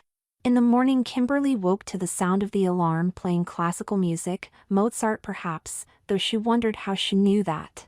She felt rested, refreshed, and re-energized. She had already drawn her bath and was soaking in bubbles up to her chin when Maddie arrived. For today, Kimberly chose a white denim skirt that hid at mid-thigh and a pink Angora sweater with a scooped neckline. She added white ankle socks with lace cuffs and pink and white saddle shoes. Maddie helped her with her hair and makeup and selected simple silver jewelry. You know, in a few days you'll be doing this all by yourself. And so it was. Over the next several weeks, Kimberly's days fell into a pattern of intense instruction and learning. The doctors and teachers expected a lot and she responded well. She wasn't sure exactly when it happened, but on a Saturday morning when she had free time to relax and explore the grounds, she came to a surprising realization. I am thinking like a girl. I'm not just dressing like a girl and going through the motions anymore. The following day, Sunday morning she sat in the chapel at New Horizons listening to the pastor deliver a sermon about learning to be a teacher for the Lord. Coming to Sunday services was a requirement for the program, and it proved to be a blessing for Kimberly. It was here more than at any other time she could feel herself becoming a different person. It wasn't about becoming a girl, that happened during the week in her classes. But here it was internalized. She was changing from the inside out, and she felt good about herself. When the service was over, Kimberly stayed in the chapel thinking about what she was experiencing. God, what's happening to me? Am I really becoming a better person? It is so confusing. I don't want to be a girl, and then I'm dressed in girl's clothes with makeup and jewelry, and I feel like a different person. Is this what you wanted for me? When she heard the voice, Kimberly looked around for its source and could not determine where it came from, but it filled the entire chapel. Kimberly, there are lessons from which you must learn.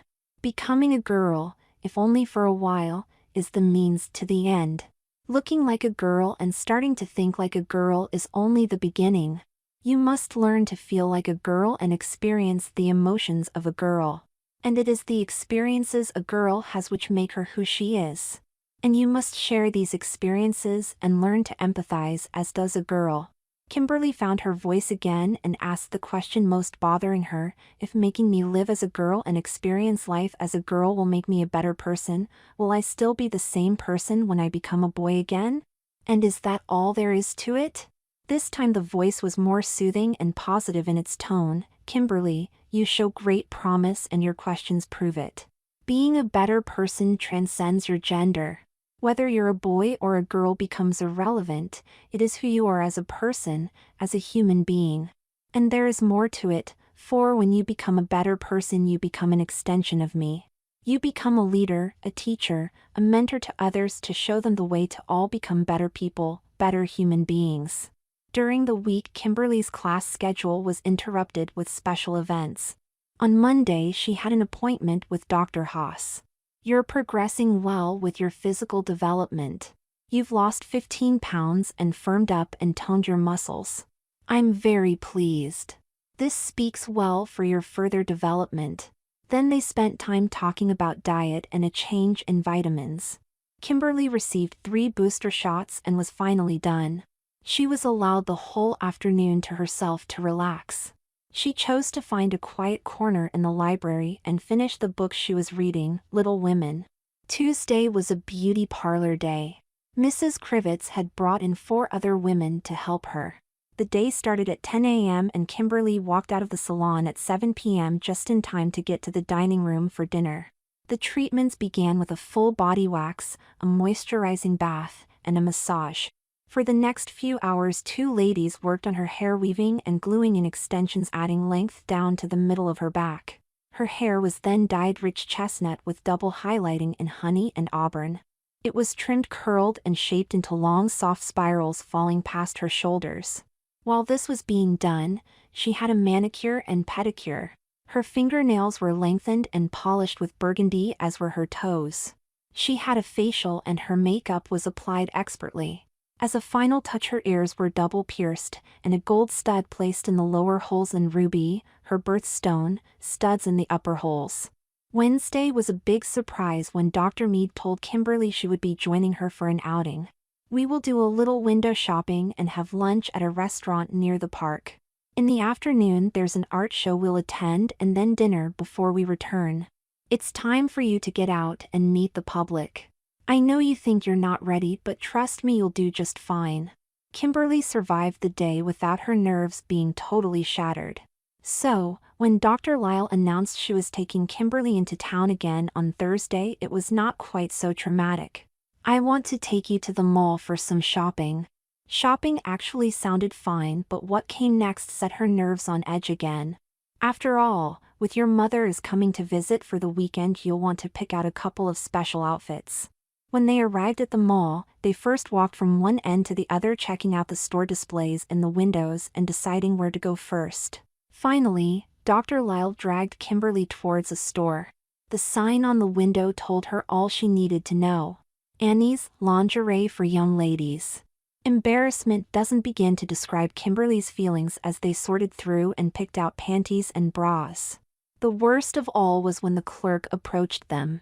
She was in her 40s and could have been her mother. "We offer free bra fittings. Many young girls have no idea what their actual size is, and a poorly fitting bra can be so uncomfortable." Fortunately, Dr. Lyle stepped in to rescue her.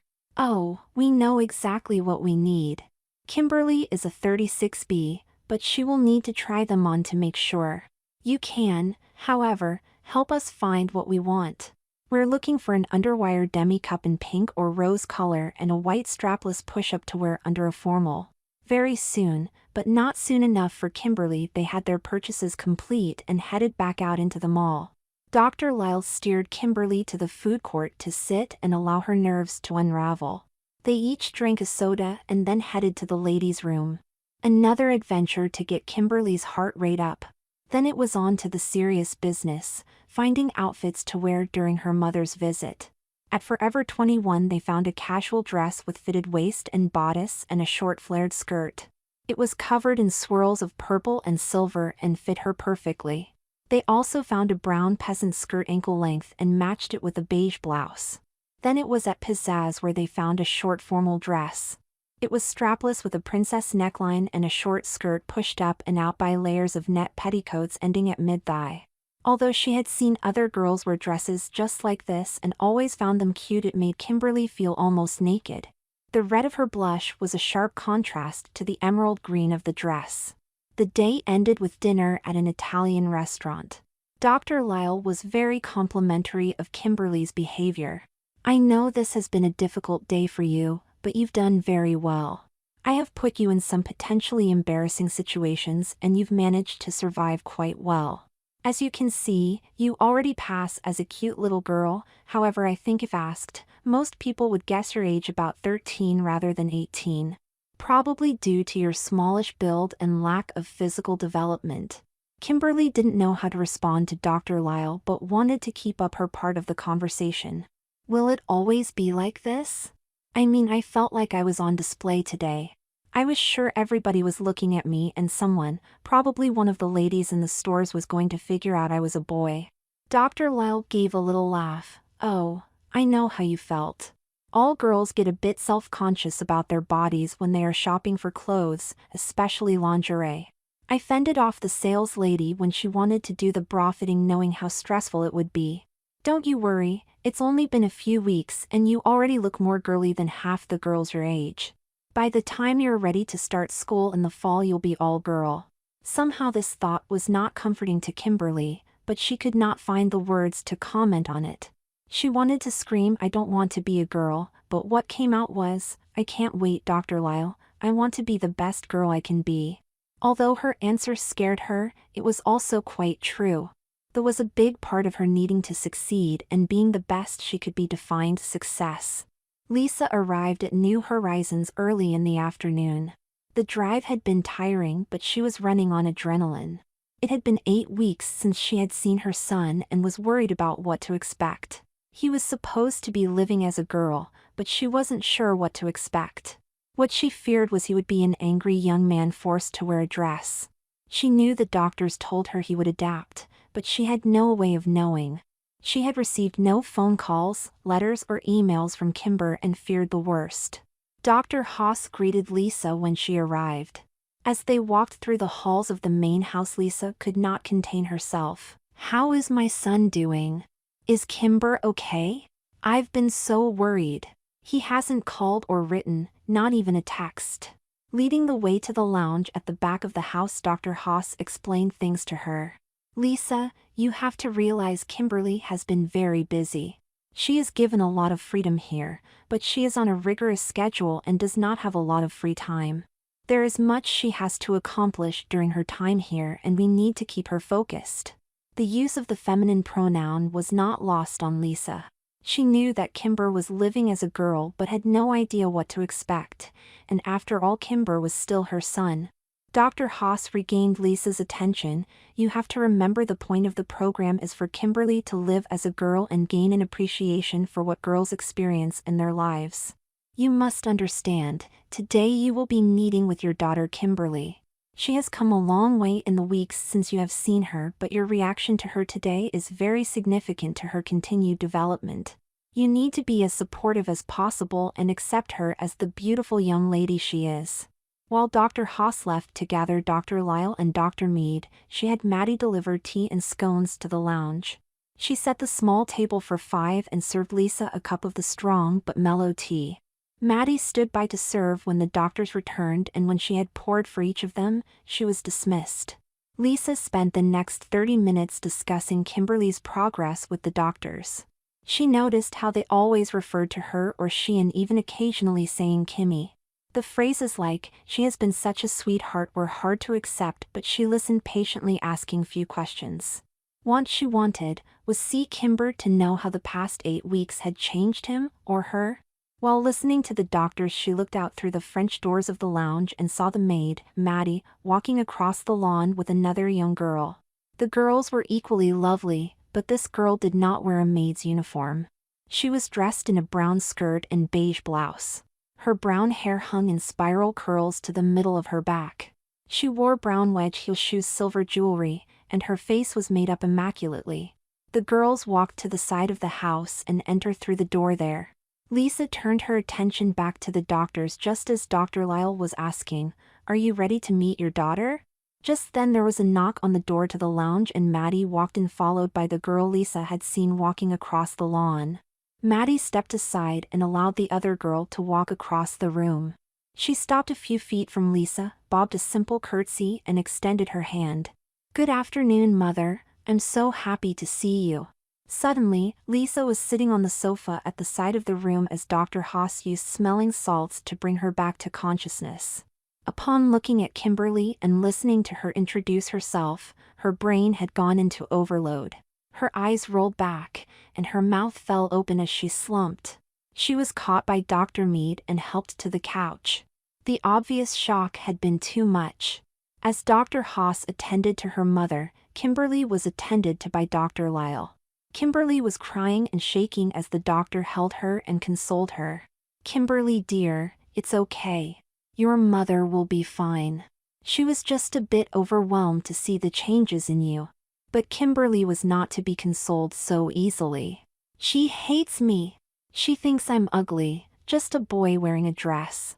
She knows, and she'll never love me again." It was much later before all had settled down, and Lisa and Kimberly had another chance to greet each other. Finally, the doctors were able to leave them on their own. They would allow as much time as needed for mother and daughter to get to know each other. Chapter 7. For the next 4 months, Kimberly continued with her progress through the program. By the time the report was due to the judge, she was every bit the proper young lady. In fact, she would have to force herself to remember the days just a year ago when she was still a boy and becoming quite the hellraiser. Those days were at best a distant memory. She traveled with Dr. Lyle to make her appearance before the judge. When she walked into the courtroom, the judge thought it was a joke. "Who is this young lady and where is the defendant? I will not be made the butt of someone's joke." It took the next hour to talk the judge through what had transpired in the last 6 months. In the end, he had no choice but to allow Kimberly to continue in the program in lieu of prison. "Dr. Lyle, the only stipulation I place on this program is for Kimberly complete at least 3 full years starting today and must graduate from high school and be accepted to college. If your program is as good as you say, this should not be a problem." The weekend after her court appearance, Kimberly had a follow-up appointment with Dr. Haas. This was to prepare her to start school in a few weeks. The doctor measured her thoroughly, confirming her earlier predictions. 36C, you've probably reached your full development. At a point when Kimberly thought the exam was over, Dr. Haas had her lay back on the table and place her feet into the stirrups used for gynecological exams. She reached down and examined Kimberly's scrotum, testicles, and penis. "Kimberly's, I think it would be easier on you going forward if we do something to hide these." Kimberly tried to sit up, but with her legs in the stirrups she was forced to lay back. She was in near shock at the doctor's statement, but she could not find the words to express her distress. Instead, she turned her feeling into a positively phrased question. Dr. Haas, I understand what you are saying, but how can we possibly hide it all away? I wear very tight panties and they hold everything in place, but I don't know how to do anything more. Please don't tell me you want to remove them? Tears were suddenly running down her cheeks. Dr. Haas comforted her and assured her she had no intentions to remove these male bits and pieces. When you were young, your testicles were pulled up in your body. What we do is simply replace them where they once were. Then we fold your penis and retract the skin, pulling it up against your body. Finally, the skin of your scrotum is folded and pulled together. We use some surgical glue to hold everything in place, and when we are done you will look exactly like a girl. This will hold for a month or more at a time, as long as you maintain good female hygiene habits. Then we undo everything for a few days for recovery time and tuck you back in. I highly recommend you consider this, as it could save you some embarrassment by eliminating the possibility of discovery. The procedure was completed the next day. It took Kimberly several days to get used to the idea her bits and pieces were missing. It was more of a psychological adjustment than a physical one. In the end, she realized the doctor was right. She stood naked in front of the full-length mirror in her room, looking at her body, examining every inch of it. All girl, top to bottom. And she cried. She cried for a solid hour and was still sobbing when Dr. Mead came by to visit, bringing her a vase of fresh-cut daisies. Later that day, over dinner, Kimberly told the doctors how thrilled she was to finally be all girl. Just in time to start school. On Saturday, Kimberly had to take the competency exams for her new school. She had visited the school complex earlier in the week with Dr. Mead, so she knew where she would be going. There was a campus set up with a grade school on one side and a middle school on the other. The high school was positioned in the middle and occupied 2 buildings. She took tests in math, science, history, geography, English, literature, composition, economics, and finance. They were the most difficult tests she had ever taken. In her previous schools she had always just gotten by on these exams, but it was made clear to her much more was expected and required here. 2 weeks later she was ready for her first day of school. Maddie was there to help her get dressed.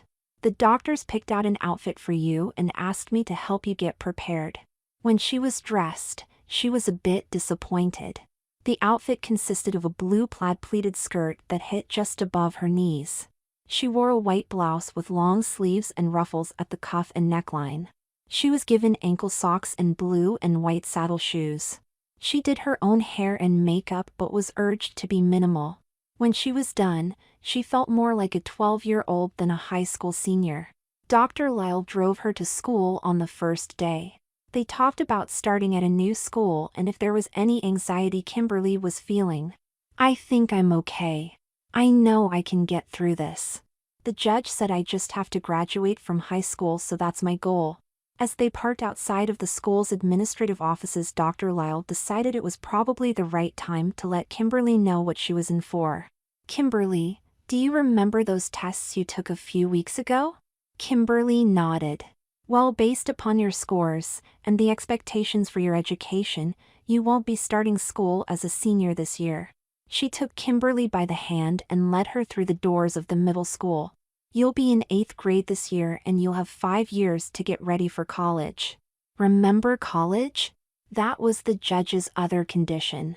Chapter 8. The first day of school was an adventure every year. Starting at a new school made it all the more so. Kimberly walked in through the main entrance of Cherokee Valley Middle School with Dr. Lyle by her side.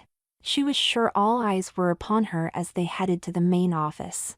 Dr. Lyle was there, she knew, to make sure things got off to a good start.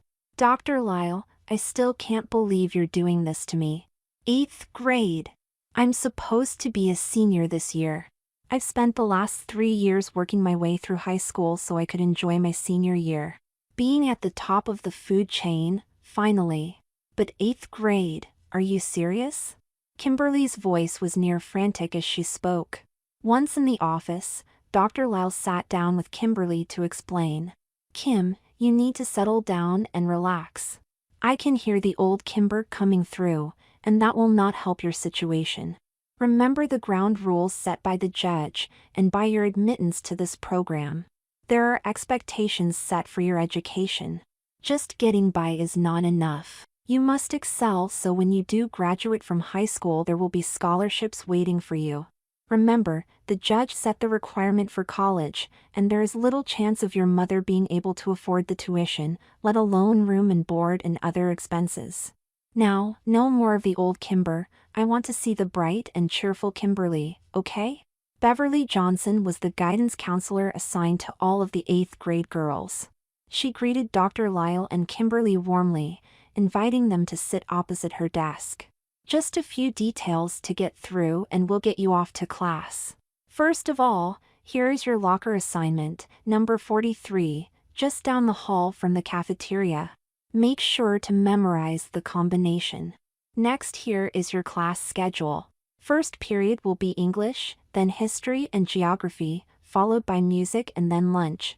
In the afternoon, you will have science, basic algebra and geometry, and then gym. I see that you have signed up for the dance and aerobics class. Then you have your elective, which I see is theater, and finally home economics. First semester is sewing, and second semester will be cooking. A busy schedule to be sure, but I am sure you will do well. Ms. Johnson picked up her phone, briefly setting it down again as another lady entered the office. This is Mrs. Karn.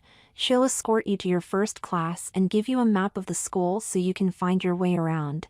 I'm sure you will quickly make friends who will help you. Walking into her English class 20 minutes late was awkward at best. The class stopped as Kimberly walked to the front of the room and handed her registration card to the teacher. Mrs. Fetters was accustomed to these first-day interruptions. There was little teaching going on, just an introduction to the class schedule for the first few weeks and the assignment of a reading project. A Tale of Two Cities had always been a rite of passage in 8th grade and would again be so this year. Looking at the card handed to her by Kimberly, Mrs. Fetters pointed to an empty desk. We have a new student to welcome today. This is Kimberly Barber, and she is new to the school this year. So, let's say hello and see if we can all make her feel at home. By the end of the class, Kimberly's heart rate had returned to something close to normal. As she walked towards the door, 2 girls met her there. Hi, I'm Stacy and this is Gail. What class do you have next? Kimberly looked at her schedule again, just to make sure. History, with Mr. Wright. Room 207. Gail smiled. Hey, that's great. I'm headed there too.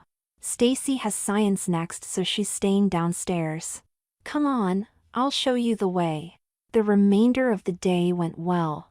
Other than the normal new kid stuff, there weren't any problems. Stacy was in her music class and her theater class, and both Stacy and Gail were very helpful throughout the day. They gave her some idea about the various cliques in the school: stoners, preppies, jocks, and geeks. They claimed to be outsiders to all these groups, and Kimberly had no reason to doubt them. Walking out the front door of the school, they almost ran into Dr. Lyle heading in. Kimberly, there you are. I didn't remember if I told you I would be here to pick you up today. I didn't want you standing around waiting. Stacy was the first to respond. Wow, Mom picks you up at the door. Don't let that get around. And they all laughed. Actually, not her mom. Dr. Lyle saved her. I'm her aunt. She is staying with me to get out of the big city. It's a much better environment here, by far. The girls said their goodbyes as Gail and Stacy headed to catch their bus. See you tomorrow.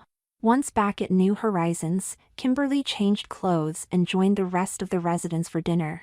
Then it was time for homework. At least 2 hours a day would be required. If she finished early, she could work ahead or read from the suggested reading list she had received from Mrs. Fetters. For tonight, she would just start on A Tale of Two Cities. She had read it 4 years ago but did not recall much of it. This time, however, she read with greater interest and found the story to be more intriguing. Over the next few weeks, Kimberly adjusted to school and being in the 8th grade. Why don't I remember all this stuff? I know we studied it, but I don't remember much of it. I can't believe I missed this much. In the classroom, Kimberly was surprised at how much more interested she was in the lessons and the discussions. Previously she would sit back and daydream, but now she was always participative. School was actually fun. Making friends was also easier for Kimberly. Both Gail and Stacy remained close and introduced her to several other girls. For the first time in her life, Kimberly was part of the in crowd and was enjoying it every day. But just when she thought things were under control, the first big hurdle came her way, the harvest dance. Kimberly's first thought was not to attend, but her friends and the doctors at New Horizons convinced her to go. And about the time she had decided it would be okay, yet another challenge had to be faced: Tony Gates. Tony was a very popular and very cute boy in the 8th grade. He was involved in everything at school. He played football, was in the band, and was the only boy in Kimberly's theater class. He was fun to be around, and Kimberly was shocked when he asked her to the dance. In her previous life, going to a dance meant hanging with a bunch of the guys, dancing with a few of the girls, and trying to cop a feel during slow dances. Every once in a while, you'd get a girl to respond and the night would be worthwhile. Now he would be on the other side of the fence. Whereas he once simply picked pants and a shirt from his closet, now a shopping trip was required to find just the right dress. As many times as she had been shopping with the doctors and teachers at New Horizons, Kimberly was not prepared for shopping with her new girlfriends. Ms. Turner, her fashion instructor at New Horizons, volunteered her services for the shopping adventure. Kimberly had invited both Gail and Stacy, who were also going to the dance with dates. For all the girls, this was a first-time event with dates, and they were hard-pressed to hold in their enthusiasm. It took 5 hours and 6 stores before all 3 girls had their dresses, and Ms. Turner had her hands full. Gail and Stacy were trying to be years beyond their age, while Kimberly was leaning far to the conservative side. In the end, Ms. Turner won the battle and all 3 of the girls were dressed as proper young ladies. The dance was on Saturday evening and Kimberly anticipated having the entire day to get ready. She envisioned sleeping in late, skipping breakfast and having just a light lunch. Mrs. Krivitz had agreed to style her hair and do her makeup, but she would begin with a luxurious warm bubble bath. What she hadn't planned on was her bedroom door opening at 8 a.m. "Mother, you're here." Kimberly jumped from her bed and ran to hug her mother. "Are you here for the dance? Did you know?" Lisa stood there holding her son/daughter. With every trip she had made to the clinic, as she referred to it, there was less and less of her son and more of her daughter there to greet her. Now in her mind, Kimber was gone, and Kimberly was here. And with this latest revelation, she wasn't sure her son would ever return. It's your first dance, and a date with a boy. How could I possibly miss this? When Dr. Lyle explained the school was looking for chaperones, I just had to come. Mother, I am so excited, and so scared. I've made such wonderful friends at school, and they all treat me so nice, but going to the dance with Tony. I mean, he's really cute and really sweet, but he's a boy. Am I going to be okay? Lisa smiled and hugged her child tightly. Okay, sweetie, it will be fine. You are both young and it's your first date. I'm sure nothing more than a kiss will be expected. Dr. Lyle told me Tony's a very nice boy and I'm sure he's even more nervous than you are. For the rest of the day, it was mother and daughter bonding. Lisa and Kimberly went into town for brunch and a little shopping. After having seen her new dress, Lisa decided Kimberly needed new jewelry to match. Her gift to her daughter for the dance was earrings, necklace, and a bracelet, all made from tiny pink crystals. At 7 p.m. Kimberly and her mother arrived at the middle school gymnasium where the dance was being held. They were met at the door by Tony, who was there with his mother as well. After introductions were made, Kimberly and Tony headed into the dance while the mothers watched. Mrs. Gates shared her nervousness with Lisa. It's his first dance. He normally is so shy, but all he's talked about for the last 2 weeks is your daughter. She's every bit as cute as he told me. Lisa was so taken by this comment that she blushed. Kimberly was every bit as nervous as your son. I think she could hardly eat all day because of her nerves. She's lucky to have someone like Tony ask her to the dance. He seems to be quite the gentleman. Throughout the evening, Kimberly was thankful for Ms. Portman's insistence on her learning to dance. While a few of the girls ventured out on the dance floor dragging their dates along with them, Kimberly was in demand. Tony danced with her several times, and although he was a bit clumsy, he gave it a good try. When he needed a break, there were other boys lining up to ask her to dance and girls asking to teach them the dance steps. When the dance broke up, all the kids headed out to find their rides home. Kimberly knew that since her mother was acting as a chaperone, she would already be there waiting. As she and Tony walked to the exit of the gym, he stopped short of the doorway, taking Kimberly by the hand. He looked at her and took a deep breath. "Thanks, I had a great time." And he leaned in and kissed her. Kimberly was shocked. She knew to expect it, but it still took her by surprise. When Tony took her by the hand and led her out the door, she had a confused smile on her face, and her mother saw right through it. "He kissed you, didn't he? I knew he would. How could he resist? You are absolutely adorable tonight, and I am so proud. I probably shouldn't tell you this, but I used to dream about having a daughter and her first date. I gave up that dream years ago, but you've given it to me tonight." Kimberly hugged her mother and they both stood there with tears in their eyes. Later that evening, while Kimberly was lying in bed, she replayed the day in her mind. It was so wonderful to have her mother visit. And to see her mother so happy, to have her dream come true. She never knew her mother wanted to have a daughter, and although she knew it was not her fault it had not happened before this, she was happy she fulfilled her mother's dream now. Sleep was starting to overtake her as she heard the voice in her room. It had been many months, but she recognized the voice which had spoken to her before. "Kimberly, you have done well today. You have learned some valuable lessons. First of all, you have learned it is possible for boys and girls to enjoy each other's company without sex or physical contact being required. Secondly, you have learned how to give the gift of kindness to your mother. It did not take extraordinary effort on your part, it only required you to act like a respectful, responsible, caring human being. Kimberly, I am very pleased." Kimberly closed her eyes and cuddled her bear to her body. She felt like she had to answer. "I had a great time today, something I would never have been able to do as the old me. I'm so glad Mom was here. She looked so happy. I really like the new me." Chapter 9. On Sunday morning, Kimberly was allowed to sleep in. It was after 10 when she woke up, and she was surprised she had not been awakened for breakfast. She showered and dressed, and then made her way down the hall towards the visitors' rooms to find her mother. As she passed by the main office, she saw Dr. Lyle and her mother walking out the door. Dr. Lyle was speaking, and she was able to hear her without intentionally eavesdropping.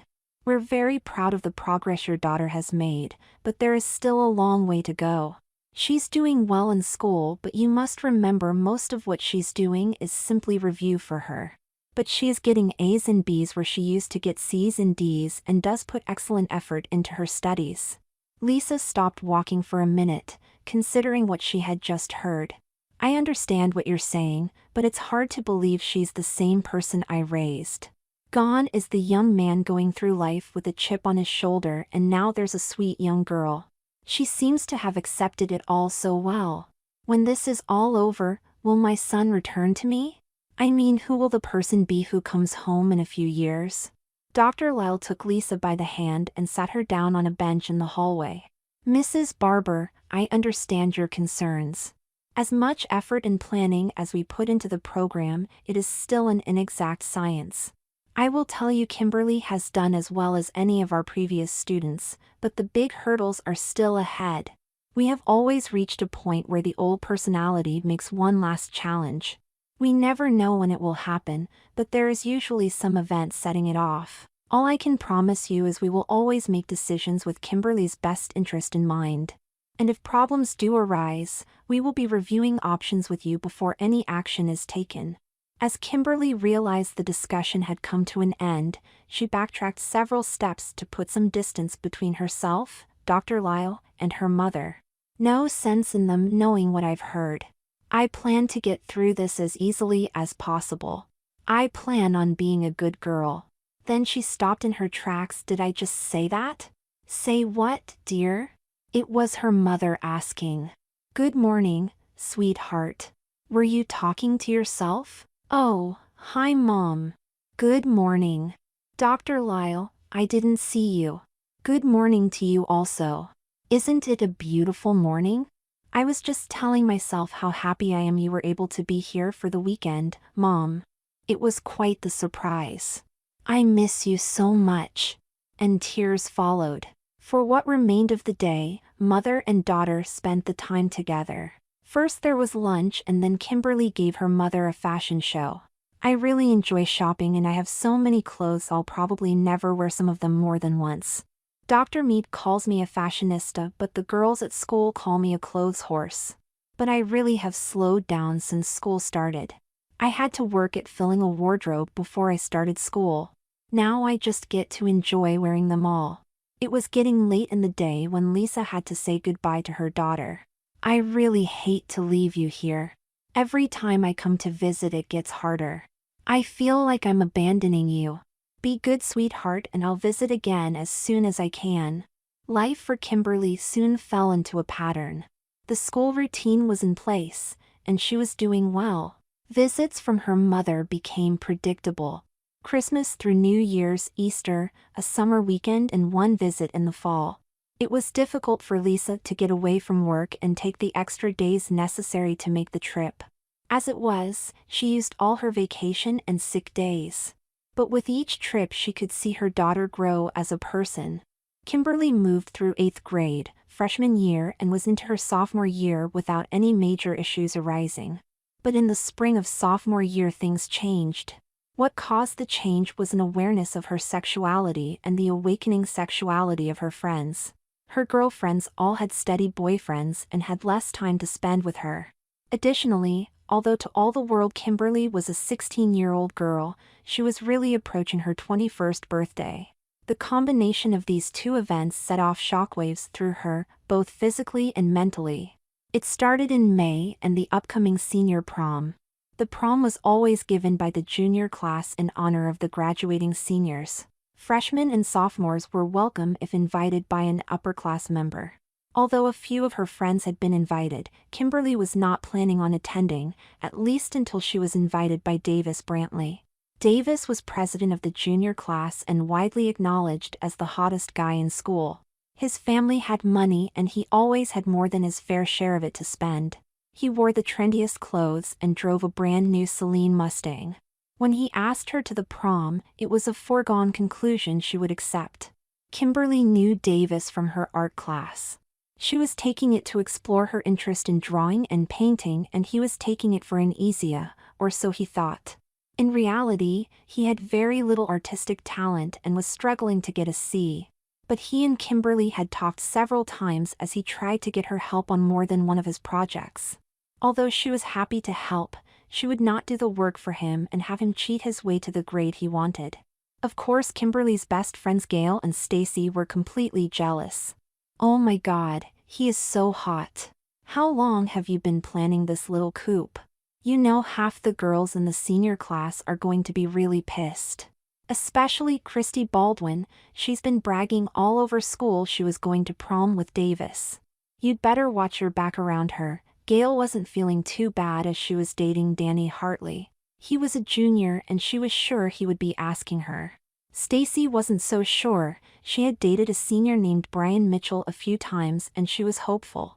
She was pretty sure he wasn't dating anyone else and was keeping her fingers crossed. When Kimberly told her mother about being invited to prom, it was another can't-miss event. "I'll be down next weekend and we can shop for a dress. Do you have a style in mind? What about your hair? Will you wear it up or down?" There were 100 other questions asked before she wound down. Kimberly could see the prom fell into the category of dream come true. For the next week, Kimberly scoured the internet for prom dresses and accessories. By the time her mother arrived on Friday evening she had a good idea of what she wanted. The question was, what her mother would think and what could they afford. "I really want a ball gown. Maybe light pink or teal.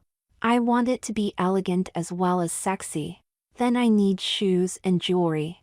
I know a lot of girls are wearing short dresses, and some really fitted dresses with thigh-high slits, but that's not what I want. This is my first evening dress and I want classy, maybe even a little Southern belle. After visiting both of the bridal shops in town and every store in the mall, Kimberly and her mother ran out of options. We need to head into the city to find what you want, her mother suggested. Let's ask Dr. Lyle what she thinks. I'm pretty sure she'll let you go. It worked out better than Kimberly and her mother thought it would as Dr. Lyle approved of the plan. I think it's about time that Kimberly gets a long weekend out. A trip home will do her good. It's been a long time and it needs to happen sooner or later. I must warn you, however, it may prove to be challenging for her, but she's going to have to face it at some point in time. The arrangements were made. Dr. Haas would accompany Kimberly home on Thursday. It would give them all day on Friday and Saturday to shop before they returned to New Horizons on Sunday. Dr. Haas planned to keep a low profile and give Kimberly and her mother as much time alone as possible. There were still several aspects of their relationship needing to be sorted out, and this would be the perfect opportunity for Kimberly and Lisa to work on them. All during the long drive on Thursday, Dr. Haas could sense the nervousness. Kimberly, are you okay? You've hardly said a word and you look terrified. Dr. Haas, what if someone recognizes me? Everybody knows Kimber as Mom's son. Now I'm coming home as Kimberly. What if somebody finds out? Kimberly, you don't have a thing to worry about. You have become a beautiful young lady. There is no way anyone will see anyone but the beautiful girl that you are. Dr. Haas was very reassuring as she spoke. Besides, you will always be faced with challenges and decisions in your life, and the sooner you know how to deal with this, the better off you will be. Will you feel better in a few years coming home again as Kimber? That's something you need to think about as well. Kimberly and Dr. Haas arrived at the house in time for a late dinner. If Kimberly had been nervous, it was nothing compared to her mother. Lisa was shaking when Kimberly walked through the door. The two of them greeted each other with a hug, and tears flowed. Through the tears, Lisa greeted her daughter Kimberly, "Welcome home, baby. I can't tell you how glad I am to have you here, even for just a few days. I've made a few changes to your bedroom. I hope you like it. I didn't think dark blue and Warcraft posters were proper anymore. I didn't make it real girly. I just wanted you to be comfortable." Kimberly was thrilled with the change. One of the things she had feared was facing her old life. Now the room was painted light green with cream and green striped curtains and a matching bed set. The closet and dresser were mostly empty, but a few pair of panties, bras and pantyhose in one drawer and a dress, skirt and blouse hanging in the closet. Lisa looked at her daughter and smiled. "I just couldn't leave it empty. Besides, I figured you could always use a few new things." Kimberly was overjoyed. Her mother had taken this fear out of play. She set her suitcase on the bed and hugged her mother again. "It's perfect, absolutely perfect. Thank you, Mother." After dinner and some discussion, Dr. Haas retired to the guest bedroom, giving mother and daughter some time to themselves. The next 2 days were wonderfully therapeutic for both Lisa and Kimberly.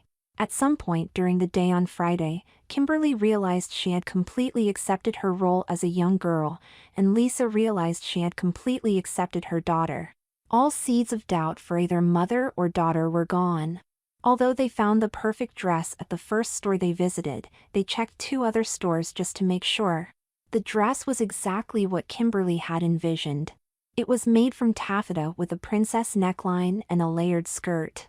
The color was deep coral and it was trimmed with a deeper color lace at the hem and neckline. They not only bought the dress, but all the accessories required to complete the outfit. From lingerie to shoes and jewelry, it was all coordinated to the dress. On Saturday, Lisa treated Kimberly and Dr. Haas to an evening on the town. She had managed to get tickets to a musical playing downtown and then dinner afterwards. It was something mother and son would never have done, but mother and daughter thoroughly enjoyed. And then on Sunday, it came to an end. Kimberly and Dr. Haas were off early for the long drive back to New Horizons. There were many hugs and tears once again, but this time there was not the enduring sadness. There was happiness which came from knowing for certain they were a family once again and would have many more moments of happiness. The ride south was much different than the ride up. Kimberly was talkative and had several questions for Dr. Haas. Dr. Haas, will I ever go back to being a boy? I'm having a hard time even remembering what it was like. I feel so much more in touch with myself. I'm so emotional. I have a better understanding of how I affect people around me. Will I remember how to be a boy? Will my mother accept me back as a boy? And with this last question came the tears. Dr. Haas allowed Kimberly to cry herself out a bit before she answered. Kimberly, your mother loves you for who you are regardless of boy or girl. What she is experiencing right now is having a relationship with you where you enjoy doing things together. Now maybe buying a prom dress isn't something you would do as a boy, but getting ready to go to prom as a boy could be just as exciting. As for what you feel, you are responding to the training and experience of the past few years. There was a lot of which you had to let go to get beyond where you were. Forcing you to live as a girl caused you to let go of your past behaviors. It also allowed you to start new in developing your social skills and to understand yourself better as a human being. Being a boy or being a girl is entirely up to you. Being a good person is the key to life in either role you chose. Chapter 10. The prom was being held on the second weekend in April, and as the time approached, Kimberly saw more and more of Davis. While she enjoyed his company and he took her to restaurants and shows she would not have been able to go to on her own, she also sensed something else about him, something which made her uneasy. Davis was very protective of her, but at the same time very demanding and domineering. Wherever they went, or whatever they did, it was always his choice. He also became more demanding in a sexual sense. He wanted more than just a kiss or two, and Kimberly knew she could give him no more. Kimberly also noticed Davis's tendency to flaunt their relationship in front of Christy Baldwin. She began to think her whole relationship with Davis was some strange form of revenge he was taking on Christy. She began to feel very sorry for Christy and was surprised when Christy joined her in the cafeteria for lunch one day. "Hi Kimberly. Mind if I join you? I thought it might be a good idea for us to talk. I know you're going to the prom with Davis. He's made a point of letting the whole school know. I just want you to know I don't mind, and I don't blame you.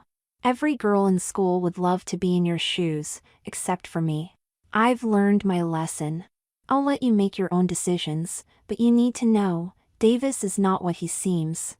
Everybody thinks he's the perfect all-American boy, but he has a very dark side to him. He always made me afraid to be around him, so you just be careful." Kimberly asked a few questions. What should I be worried about? What kind of dark side? He seems like the perfect gentleman. Are you serious? But all she heard was, just be careful. Christy, you can't be serious, can you? Are you just jealous he asked me and not you? Kimberly immediately felt bad after asking this last question, but she couldn't pull back the words.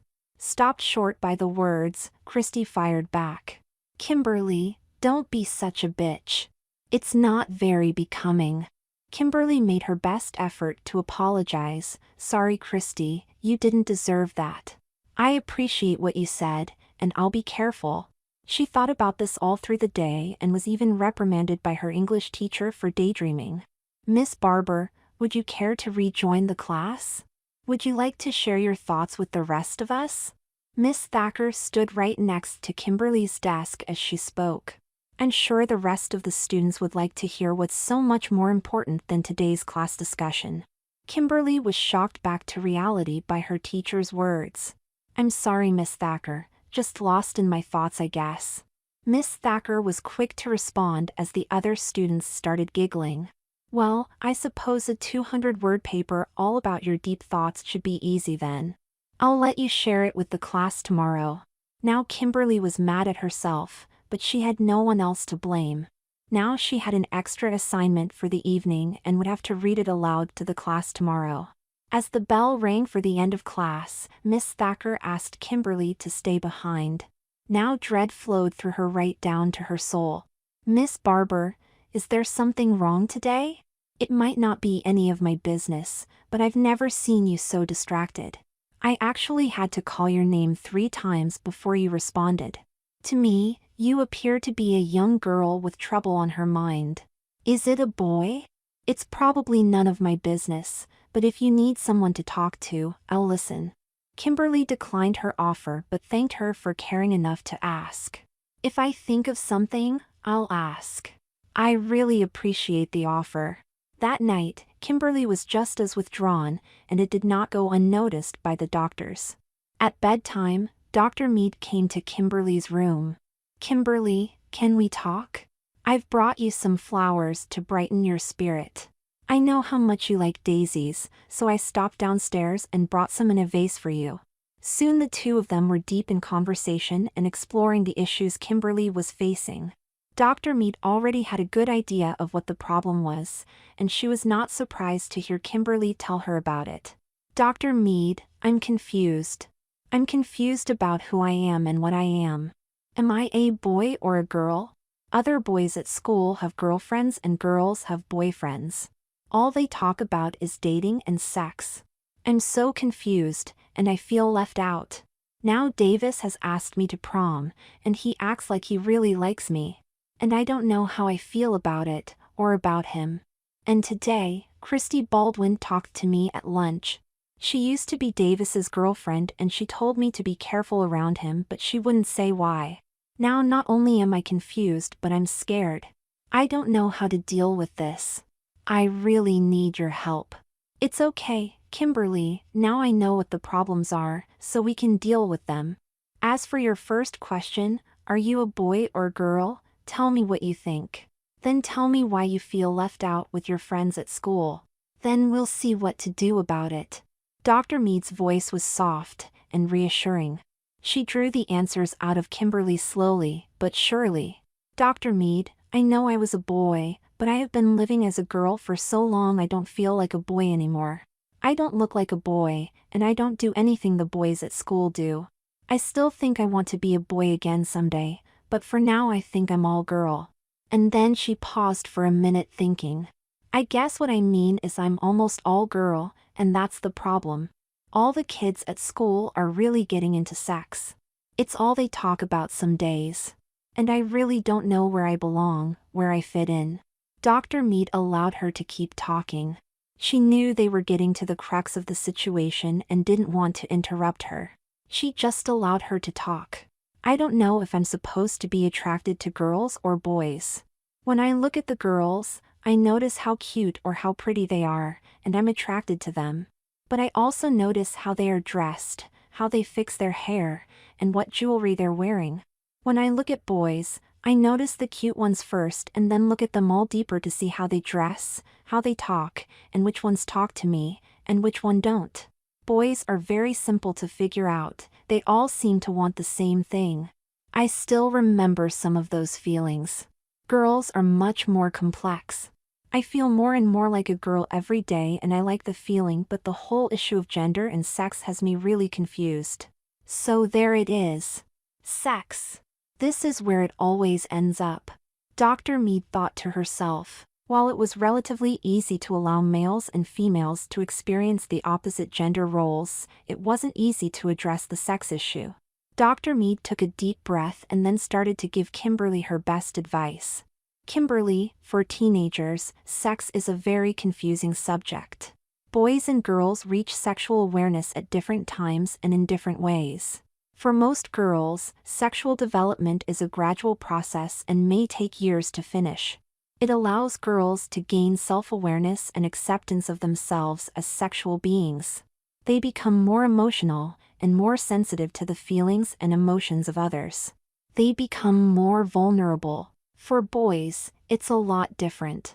Achieving sexual awareness happens a bit later and happens over a shorter period of time.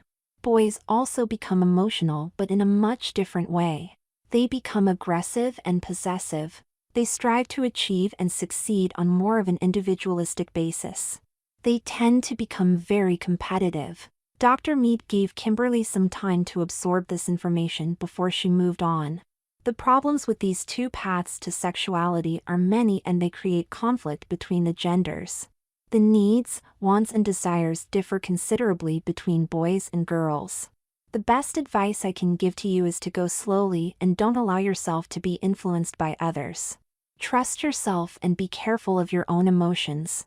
And do not let yourself be talked into or forced into anything for which you are not prepared.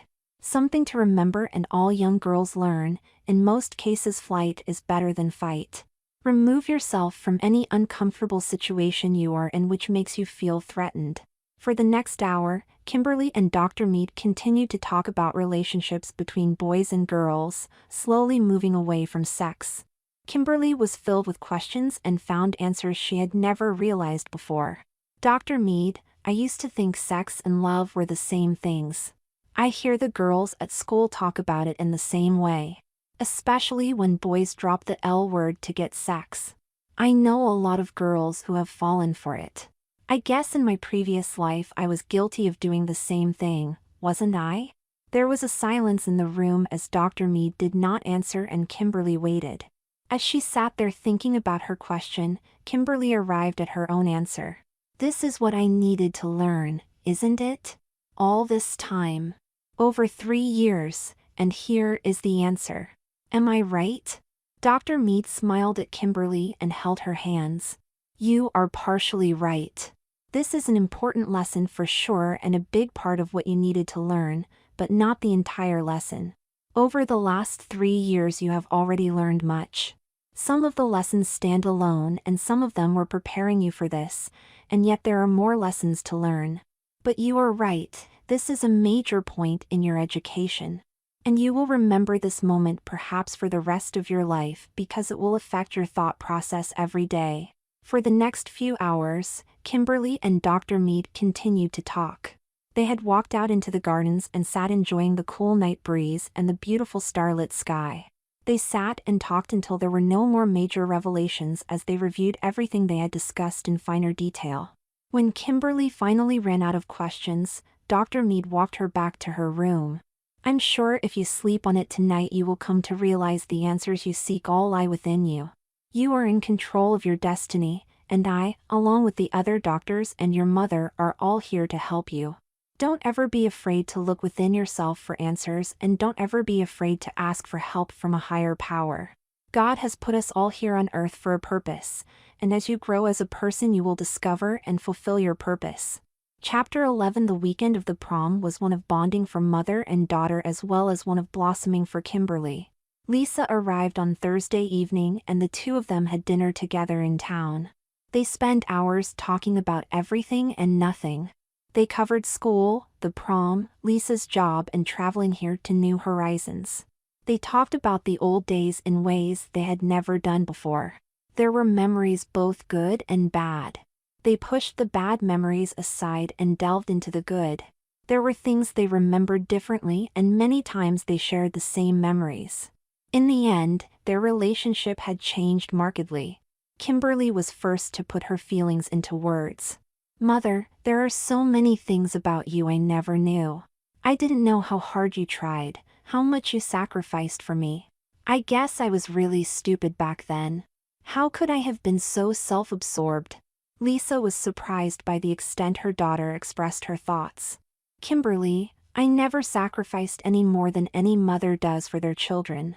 It kind of goes with the territory. You want to be a mother, you do what's necessary for your children, and you love every minute of it. You were no worse than other children, you just had different experiences and made different mistakes. Friday was spa day, and mother and daughter enjoyed everything from facials to massages. Lunch was brought in between sessions, and they made their way back to New Horizons just in time for dinner with the doctors. And then Saturday was the big day. At 11 a.m. Kimberly had her hair appointment. Her hair was pulled up in a loose twist with the ends hanging as big free curls down the back of her neck. Makeup was handled by Mrs. Krivitz as a special gift. And finally, at 6 p.m. Kimberly put on her dress. As she stood in her room, her mother helped with her jewelry, and when she stepped back to look at the results, tears came to her eyes. At 6:30 p.m. sharp, Davis was there to pick up Kimberly for the dance. He was obviously trying to show off, at least a bit, driving his father's 500 SEL. There might be a few limos hired by groups, but this car would be the class of the parking lot. Dr. Haas escorted him into the main lobby where Kimberly and her mother waited. He was a gentleman as Kimberly introduced him and allowed Lisa to pin the corsage to Kimberly's dress. Although Lisa thought he was polite, there was just a little something about him not sitting well with her. He was just a bit too polished, too cocksure of himself. I'm probably being too protective of my little girl, but she is my daughter, I'm allowed. There were all the typical pre-prom pictures taken, and then Kimberly and Davis were off to the dance. Dr. Haas would take Lisa over to the school to watch the promenade as each couple made their entrance to the dance, and then they would return to sit in the lobby as Lisa waited for her daughter to return. Her nerves were on end, but she knew it was a normal reaction. Every mother who sent her daughter off to a dance with a new boyfriend had the same reaction. Later in the evening, Lisa and Dr. Haas were joined by Dr. Mead and Dr. Lyle. This was a big change for all of them. Kimberly was on her own for the evening and the unknowns concerned them. And as it turned out, there would be a lot to be worried about. Lisa and Dr. Haas had seen Kimberly and Davis walk the promenade and then head into the dance. They would be off to dinner at 9 o'clock and then after prom, 12:30 was the expected time for Kimberly to be home. As the evening went on, there was discussion of Kimberly's progress and what the future would hold for her. Dr. Lyle was particularly effluent in her praise. Kimberly is doing extremely well in school. She is well ahead of her class schedule. She'll finish all her required credits this summer, so next year will be all college prep. I've already given her some college profiles to look at and I was surprised and thrilled when she expressed interest in psychology.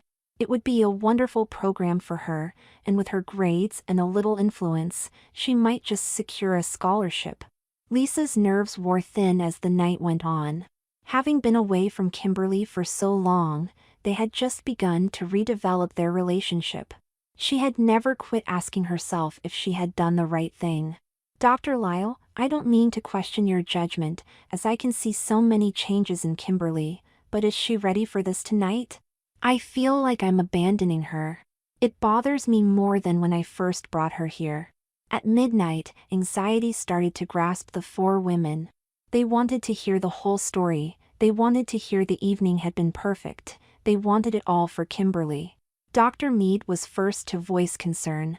It's not like Kimberly to be late, but this is a big night for her. At 12:30 Lisa worried aloud as she surveyed the street. I really expected them to be back by now. I hope she's all right. By 1 o'clock their concerns had become full-blown fears, and Dr. Lyle was actually pacing the floor trying to decide what to do. At 1:30 Lisa was experiencing a full panic attack. They had called the school and the restaurant, but Kimberly and Davis had not been seen since they left the prom much earlier. They were trying to get through to the police and were preparing to drive over to the school and restaurant to execute a search when the police showed up at the door. When they arrived at the hospital, they were met by Dr. Jason Wright, who was head of the ER for this shift. He was already familiar with all three doctors, and after a quick introduction to Lisa, he gave them the update. She's holding her own right now. When she was brought in, she was unconscious. She briefly came around and was able to give us her name and talk about what happened. The police got quite a bit of information and I know they want to talk to all of you. You'll have plenty of time for that later, but for now I'll get you in to see her. As they walked into the room, Lisa couldn't help herself. The tears started flowing. Kimberly lay in the bed unmoving. Her face was covered by bandages and the mask of a respirator. Her arms were bandaged and where the bandages ended 4 lines were inserted. Lisa moved to the bed and carefully hugged her daughter but received no response. The doctor had told her Kimberly was sedated, but she had still hoped for some reaction, and there was none. Only a few minutes later, a nurse entered the room, telling Lisa the police were there to speak to her. Detective Sergeant Terrell Bennett waited patiently as Lisa and all 3 of the doctors filed into the small conference room before he spoke. We've been able to put together a pretty good picture of what happened. We were able to talk to your daughter before she was sedated and she gave us the basics. We backtracked from where she was found walking down the road, to the restaurant and the prom, piecing together the entire evening. It appears her date, Mr. Brantley, was not on his best behavior most of the evening. He had even bragged to several other students about his intentions for the evening. Apparently, when your daughter refused his advances, he became aggressive and got physical. When she tried to get out of the car, he put it in gear and took off in reverse. Kimberly was thrown from the car and hit by the door, knocking her across the pavement and into the ditch. He then drove through the ditch, striking her again before taking off. We found 2 other students who had witnessed what happened. We currently have a warrant for Brantley's arrest. Over the next several hours, though heavily sedated, Kimberly fought through the mental images of the previous evening.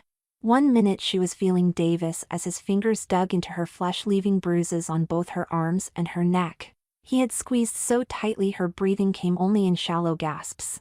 And she remembered praying she would survive. "Oh God, please let me live. I know now how horrid it must have been for Marie. Please, oh please let me live. I am not the person I once was." It was early morning when Kimberly started to awaken. Her mother sat in a chair next to the bed where she had dozed over the last few hours. The 3 doctors had left to attend to business but promised to be back as soon as Kimberly was awake and alert.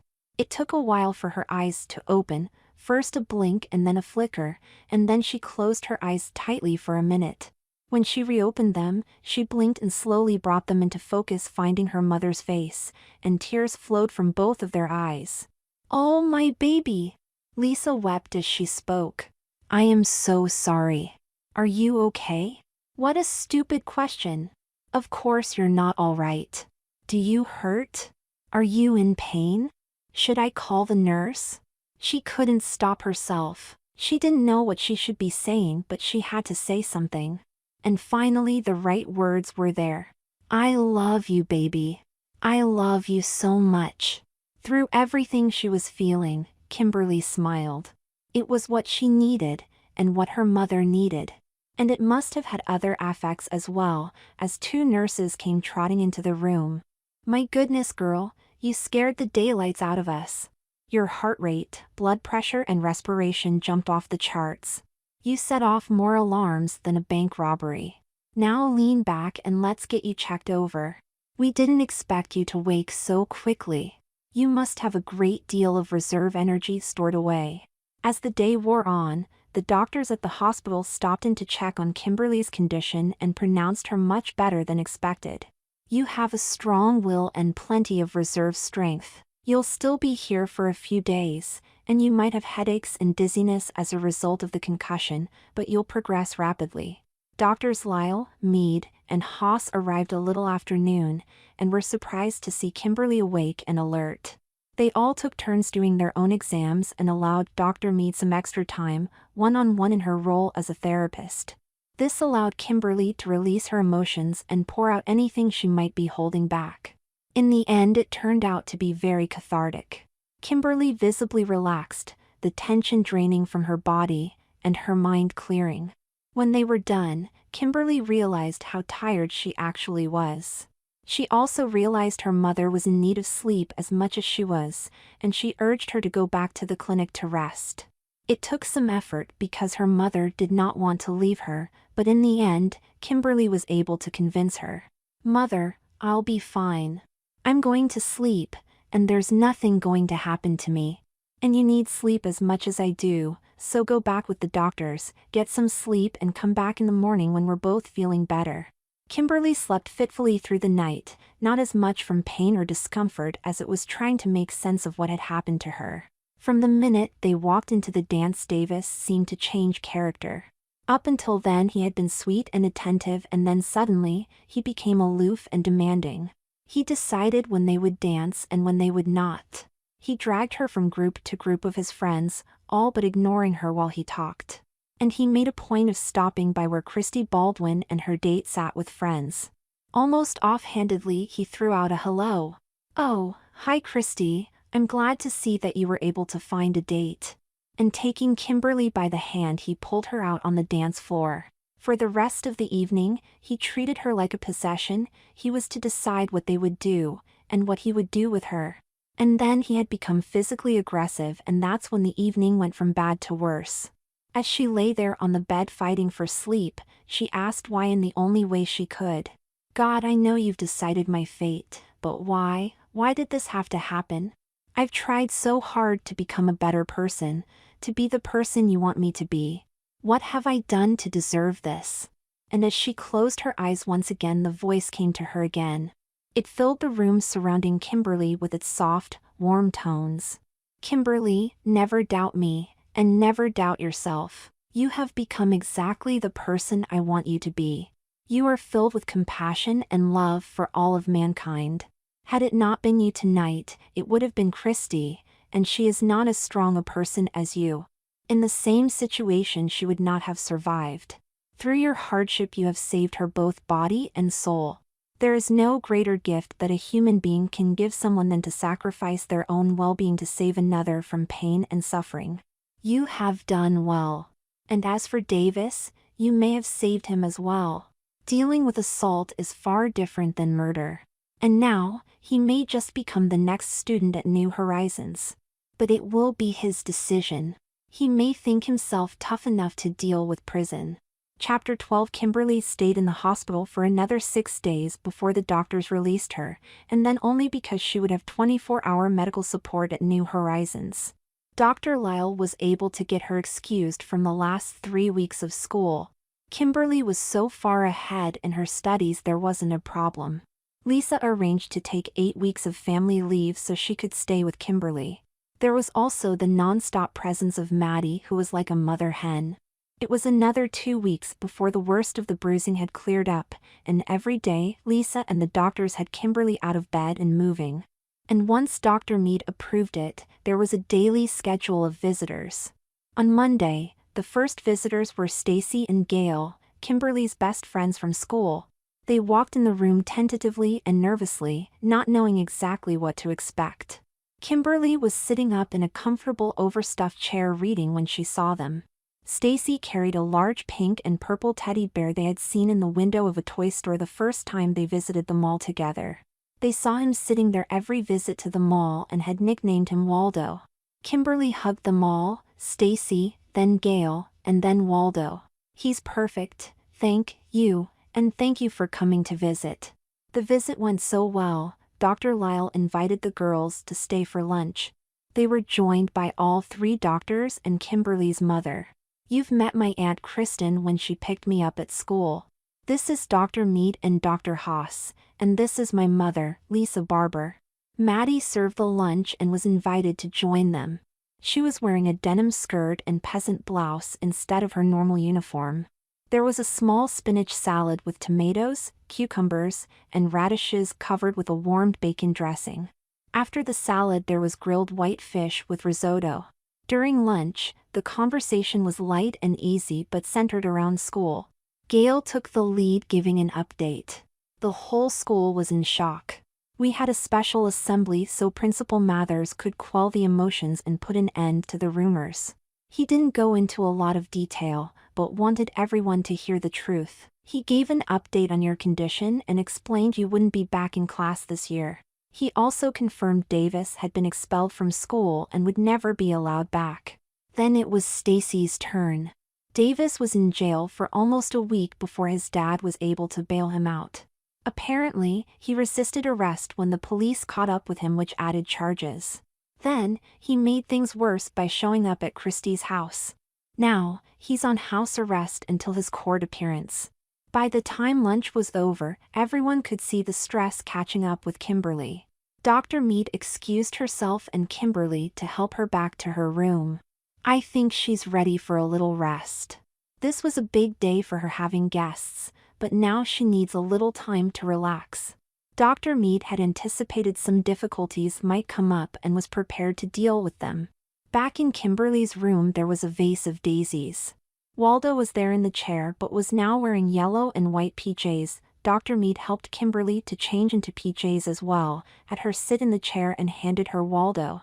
Why don't you give Waldo a big hug, and then we can talk a bit. Is there anything you want to tell me, or ask? Kimberly squeezed the bear and held him tight. There was a single tear on her cheek. Can I just hold him a while? I think he's my new best friend. and she hugged him tight and whispered to him. Dr. Mead watched quietly until Kimberly seemed to be done and relaxed a bit. Do you want to share what you told Waldo with me? I know he's a good listener, but maybe I can help a little. Remember, you can tell me anything and trust me not to tell. It took a few minutes, but Kimberly squeezed Waldo again. I told him I'm scared, and I told him I hurt. I told him I just want to stay here with him and go to sleep until the hurt goes away. Dr. Mead was quiet for a moment before she carefully pressed on. What did Waldo have to say? Did he answer you?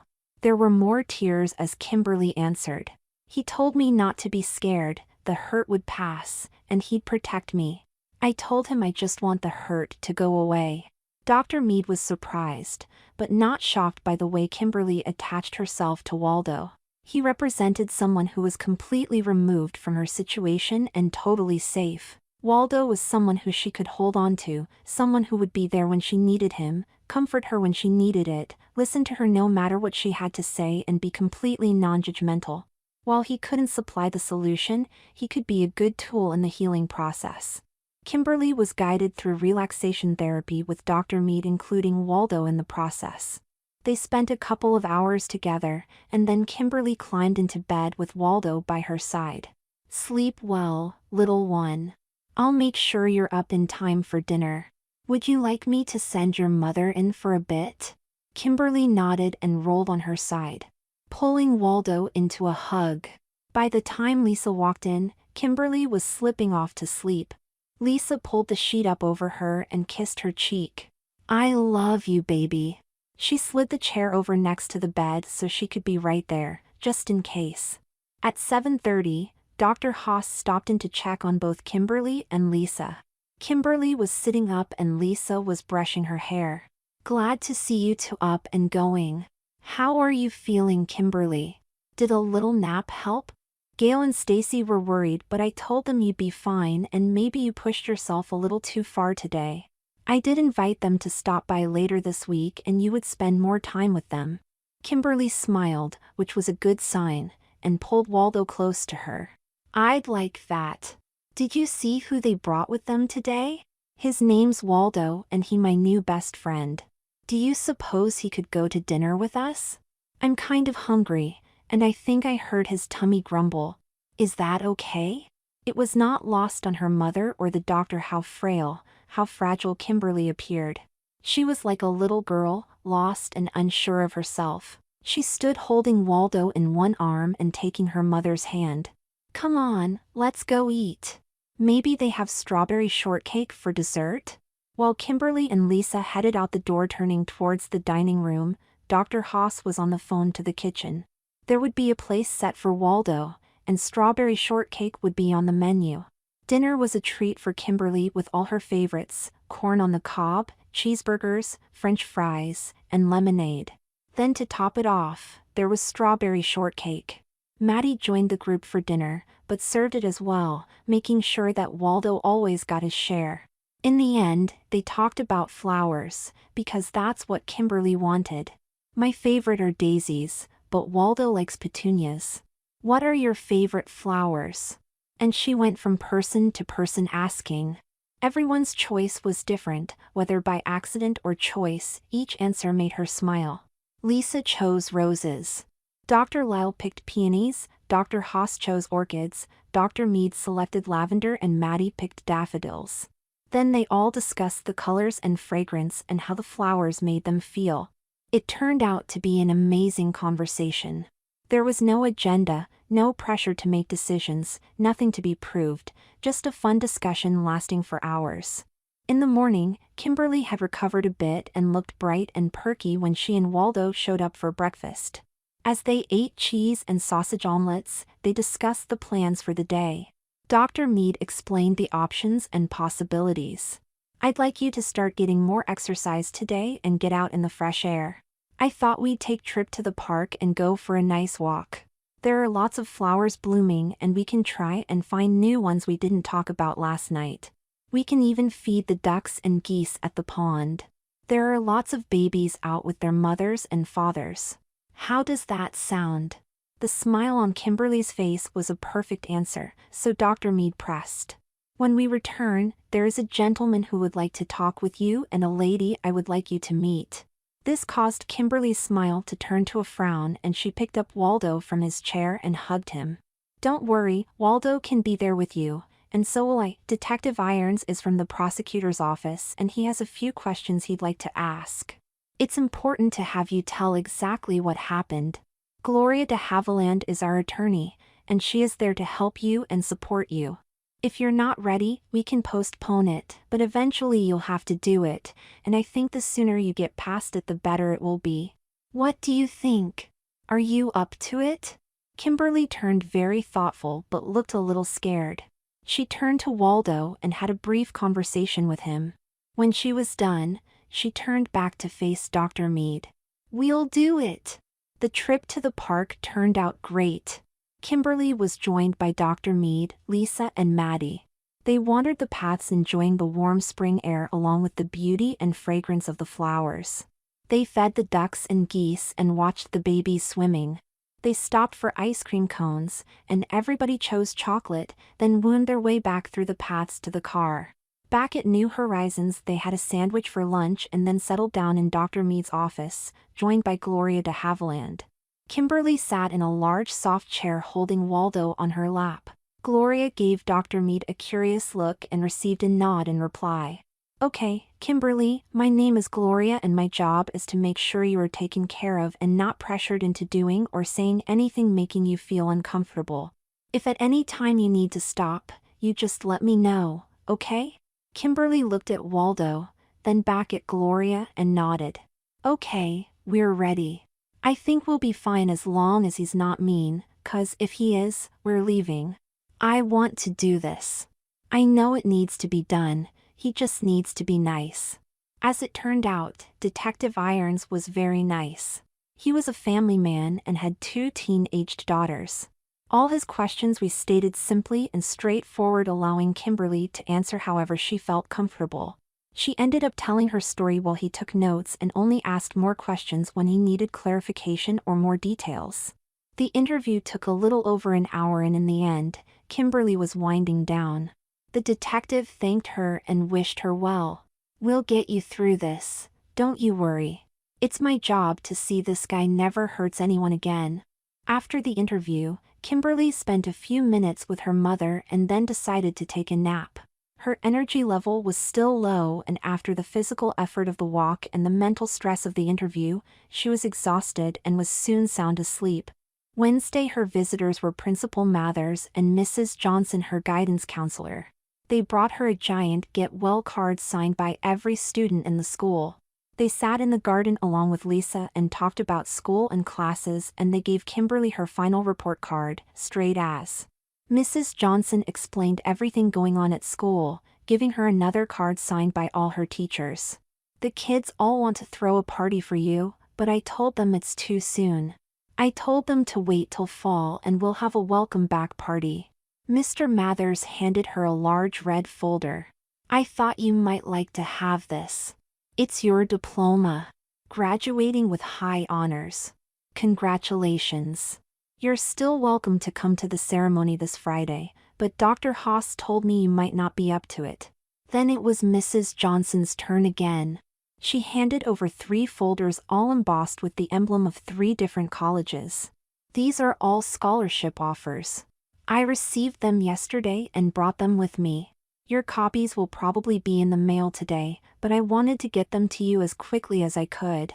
Congratulations, they are all great offers.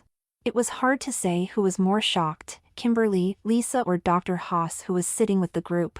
I didn't know you had applied for these. I know we encouraged you but thought it might take a little leverage from us. But you've done it all on your own. Let me see what you have. And she took the files and quickly scanned them. Wow. Ohio State, University of Cincinnati, and Northwestern. How did you choose these 3? Did you know we have an arrangement with Northwestern to offer online classes and satellite offerings through your high school for the first 2 years? Both Dr. Mead and I both graduated from Northwestern. But don't let that make your choice for you.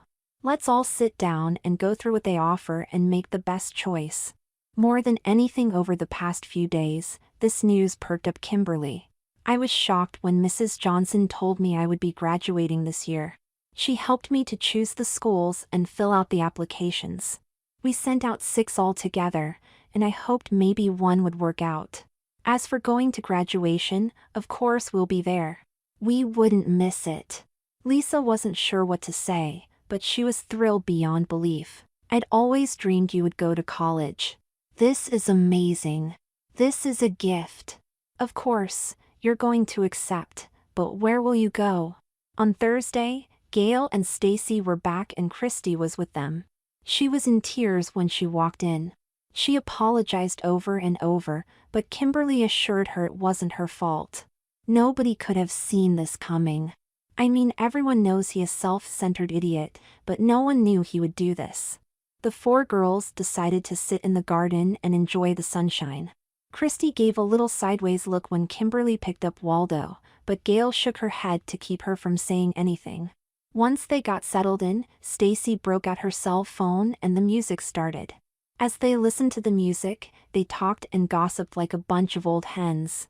2 hours later, they were laughing and dancing and just having a good time. Just as Kimberly was tiring, Maddie and Lisa showed up with pizza and soda. Suddenly, everything was quiet as the pizza quickly disappeared. Finally, Lisa got it started again. What did the girls say about your scholarship offers? And they were off and chatting again. Christy about jumped up and cheered. Scholarship offers? Wow, you mean more than one? So where are you going? Does this mean you'll be moving away? And the next hour was consumed with the discussion about how cool it was going to college. The girls were all jealous, but also thrilled for her. The afternoon was winding down and Kimberly's energy level was slowly waning as the girls prepared to leave. But Lisa had one more surprise.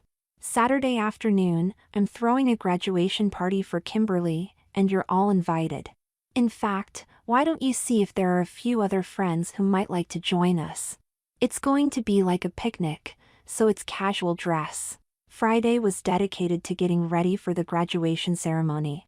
In the morning, Mrs. Krivitz worked on Kimberly's hair, putting a rinse on it to even out the color, then setting it in large rollers to give it a soft curl. While the curls set, Mrs. Krivitz worked on her nails.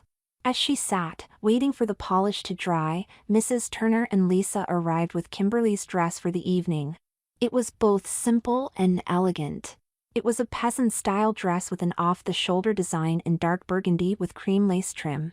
It was fitted to the waist then flared to the hem, falling 3 inches above her knees. On the burgundy background there was a faint tracing of flowers just a shade lighter than the background. In addition to the dress, there was a matching panty and bra set, and beige strappy sandals with 2-inch wedge heels. Then, Lisa presented her daughter with a small blue box holding a beautiful set of jewelry. The earrings were gold hoops with a burgundy stone suspended in the hoop. The necklace was a slightly larger version of the hoop hanging from a braided chain, and the bracelet was made of 3 strands of gold filaments each holding a matching stone. Mrs. Krivitz worked her magic on Kimberly's makeup and then the 3 ladies helped her into the dress. When they were done, she looked stunning, more refined, and more adult than she had ever looked. We want you to shine tonight, elegant and sophisticated. The graduation ceremony was special. Everyone there stopped by to say hello and give Kimberly a hug. Once all the diplomas were handed out, it was time for the awards. Kimberly was in the top 10 of the class for scholastic achievement and voted as the most inspirational student. As she made her way to the stage to receive this award, there was a thunderous round of cheering. The Saturday afternoon party was perfect. In addition to Gail, Christy and Stacy, there were 10 other students who showed up. Mr. Mathers and Mrs. Johnson both stopped by. Dr. Lyle had brought in a cook who kept hot dogs, bratwurst and hamburgers coming off the grill and made batch after batch of French fries. There were gallons of iced tea and lemonade and a sundae bar for ice cream desserts. Towards the end of the party, Stacy handed an envelope to Kimberly. We know we weren't supposed to bring gifts, but we each contributed a few dollars to get you this. Even Mr. Mathers and Mrs. Johnson contributed. When Kimberly opened the envelope, there was a $250 gift card to the Varsity Shop. It was an online store for all things collegiate. Now all you have to do is tell us where you're going. Have you decided? Kimberly was overwhelmed with the gift. She never wanted to be the center of attention, yet here she was. She hadn't had time to discuss the scholarship offers with her mother or the doctors. While she had a good idea where she wanted to go, it wasn't decided for sure. I really don't know what to say. This is so amazing you all did this. I'm still amazed I even received these offers and still trying to make the best decision. When I make my decision, I promise to let you all know. Thank you so much. This means so much to me. The next 2 weeks went by without issue, but everyone knew there were problems yet to come. Lisa had to return home, and it was a tearful parting. She promised to come visit in a few weeks but needed to get back to work. She couldn't afford to lose her job. The first trouble came in the guise of a summons. Davis's father had hired a high-priced attorney and they were making all sorts of crazy allegations about what happened on the night of the prom. They alleged that Kimberly had grabbed the steering wheel trying to crash the car, and when Davis stopped and asked her to get out, she jumped into the ditch. When he tried to drive away, she jumped onto the hood of the car. It was totally fabricated, but they were telling the story to anyone and everyone who would listen. Now they wanted to take her deposition. Kimberly wasn't prepared for this. She was still physically healing, and psychologically this threw her back into that ditch. She listened as Dr. Meade and Gloria de Havilland explained it to her, and then froze up. She stood up taking Waldo with her and left the room heading back to her own room. She changed into a nightgown, climbed into bed with Waldo next to her and pulled the blanket over her head. It took 3 days of work with Dr. Meade and Dr. Lyle before Kimberly would leave her room, but in the end, progress was made. Gloria de Havilland was there and helped to put a plan together. She was going to petition the court for a limited and focused deposition, and it would be held here at New Horizons. It would be a safe environment and ease the stress levels. Also, there would only be one attorney doing the questions. Gloria would be there as Kimberly's attorney, and Dr. Meade would be there. If at any time Kimberly showed significant signs of stress, the deposition would be over. This would require the questioning attorney to choose his questions carefully, and to be on his best behavior. There were several other depositions scheduled, but before any of them could take place there would be hearing in front of the judge where any motions and pleadings could be presented. It was the first time Kimberly would be required to appear. At the request of Gloria de Havilland and the frustration of Davis's attorney, the hearing was closed by order of the judge. It would serve no purpose to make a spectacle of it. The district attorney who was prosecuting the case was in full agreement. At the beginning of the hearing, the charges against Davis were read. 1. Assault with the intent to commit bodily harm. 2. Sexual imposition. 3. Vehicular assault. 4. Attempted homicide with a vehicle were the worst of the lot, but there was a total of 22 charges read. After each charge was read, Davis's attorney objected, and each time was overruled. Then as a next step he entered a motion for dismissal which was also denied. Thereafter, there was a long and drawn-out discussion concerning legal precedents, contributory arguments, and legal standing of Davis as a juvenile but being tried as an adult. In the end, the judge overruled all objection and removed all motions from consideration.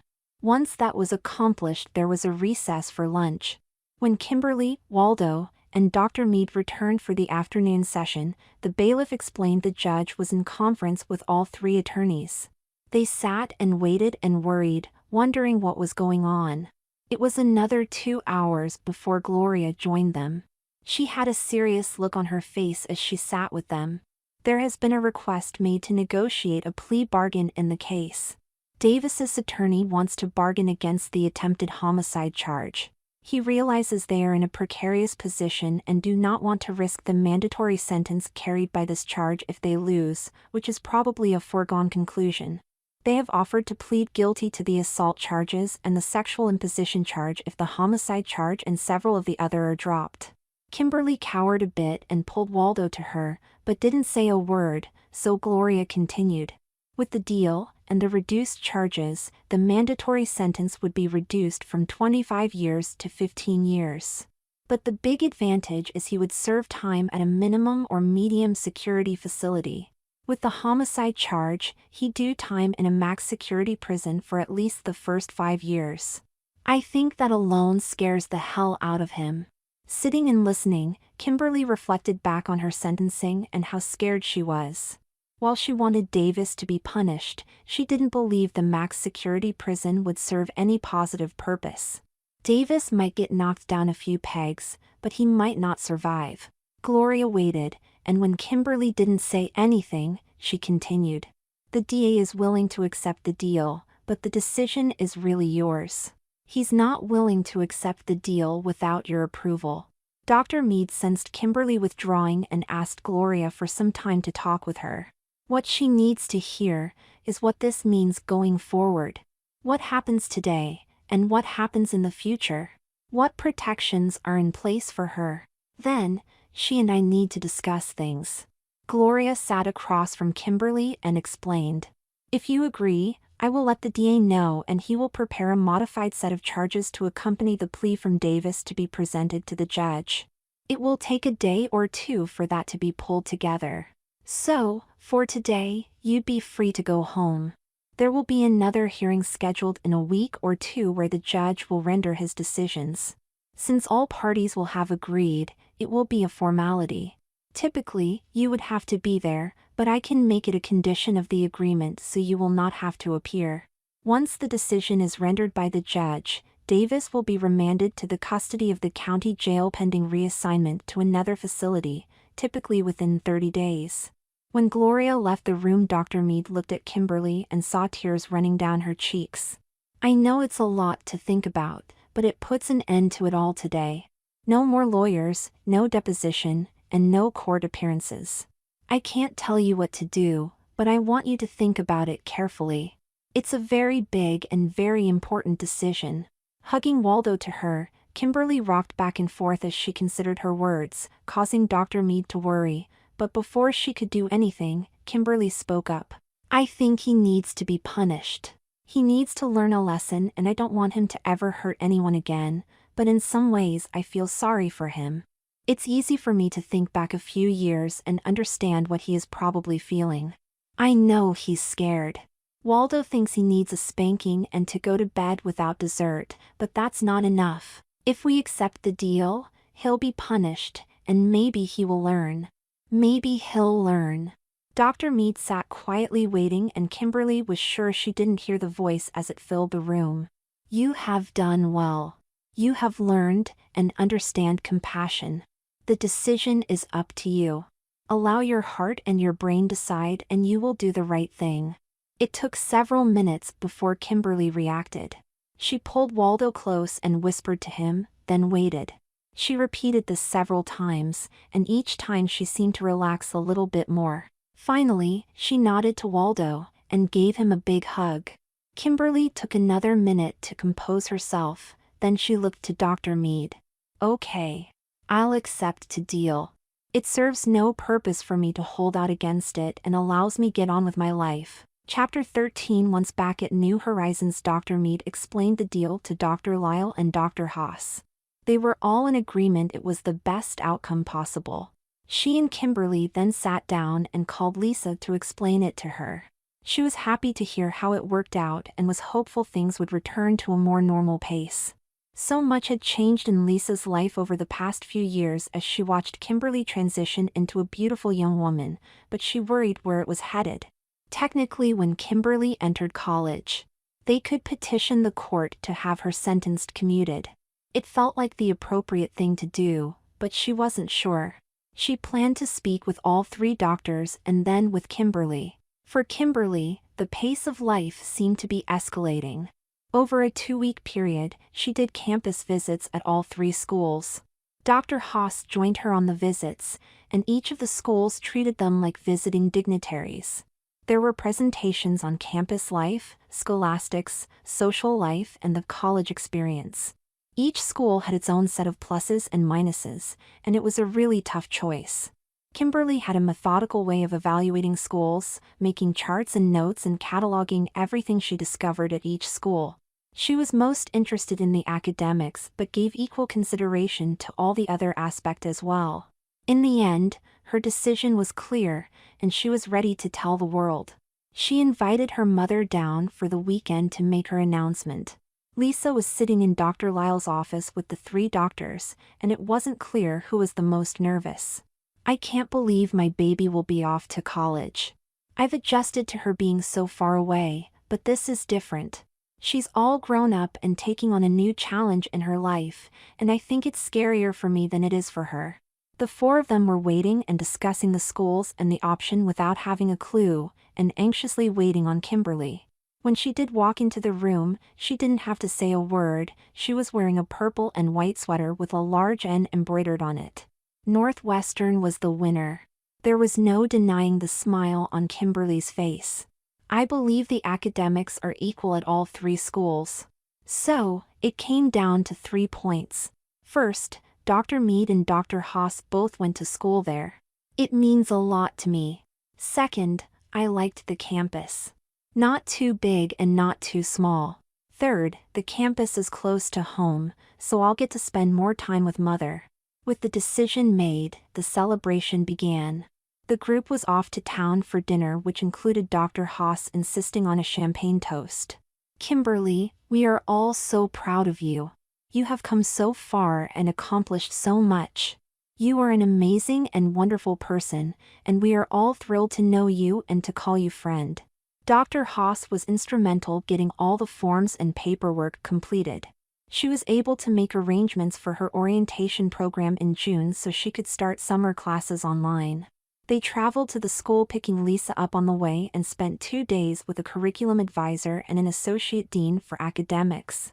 The meetings went well, and Kimberly left with a schedule of 3 short course summer classes and a full schedule for the fall. Back at New Horizons, Kimberly had some time to think about her future and was more confused than ever. Kimberly the girl? Or Kimberly the boy?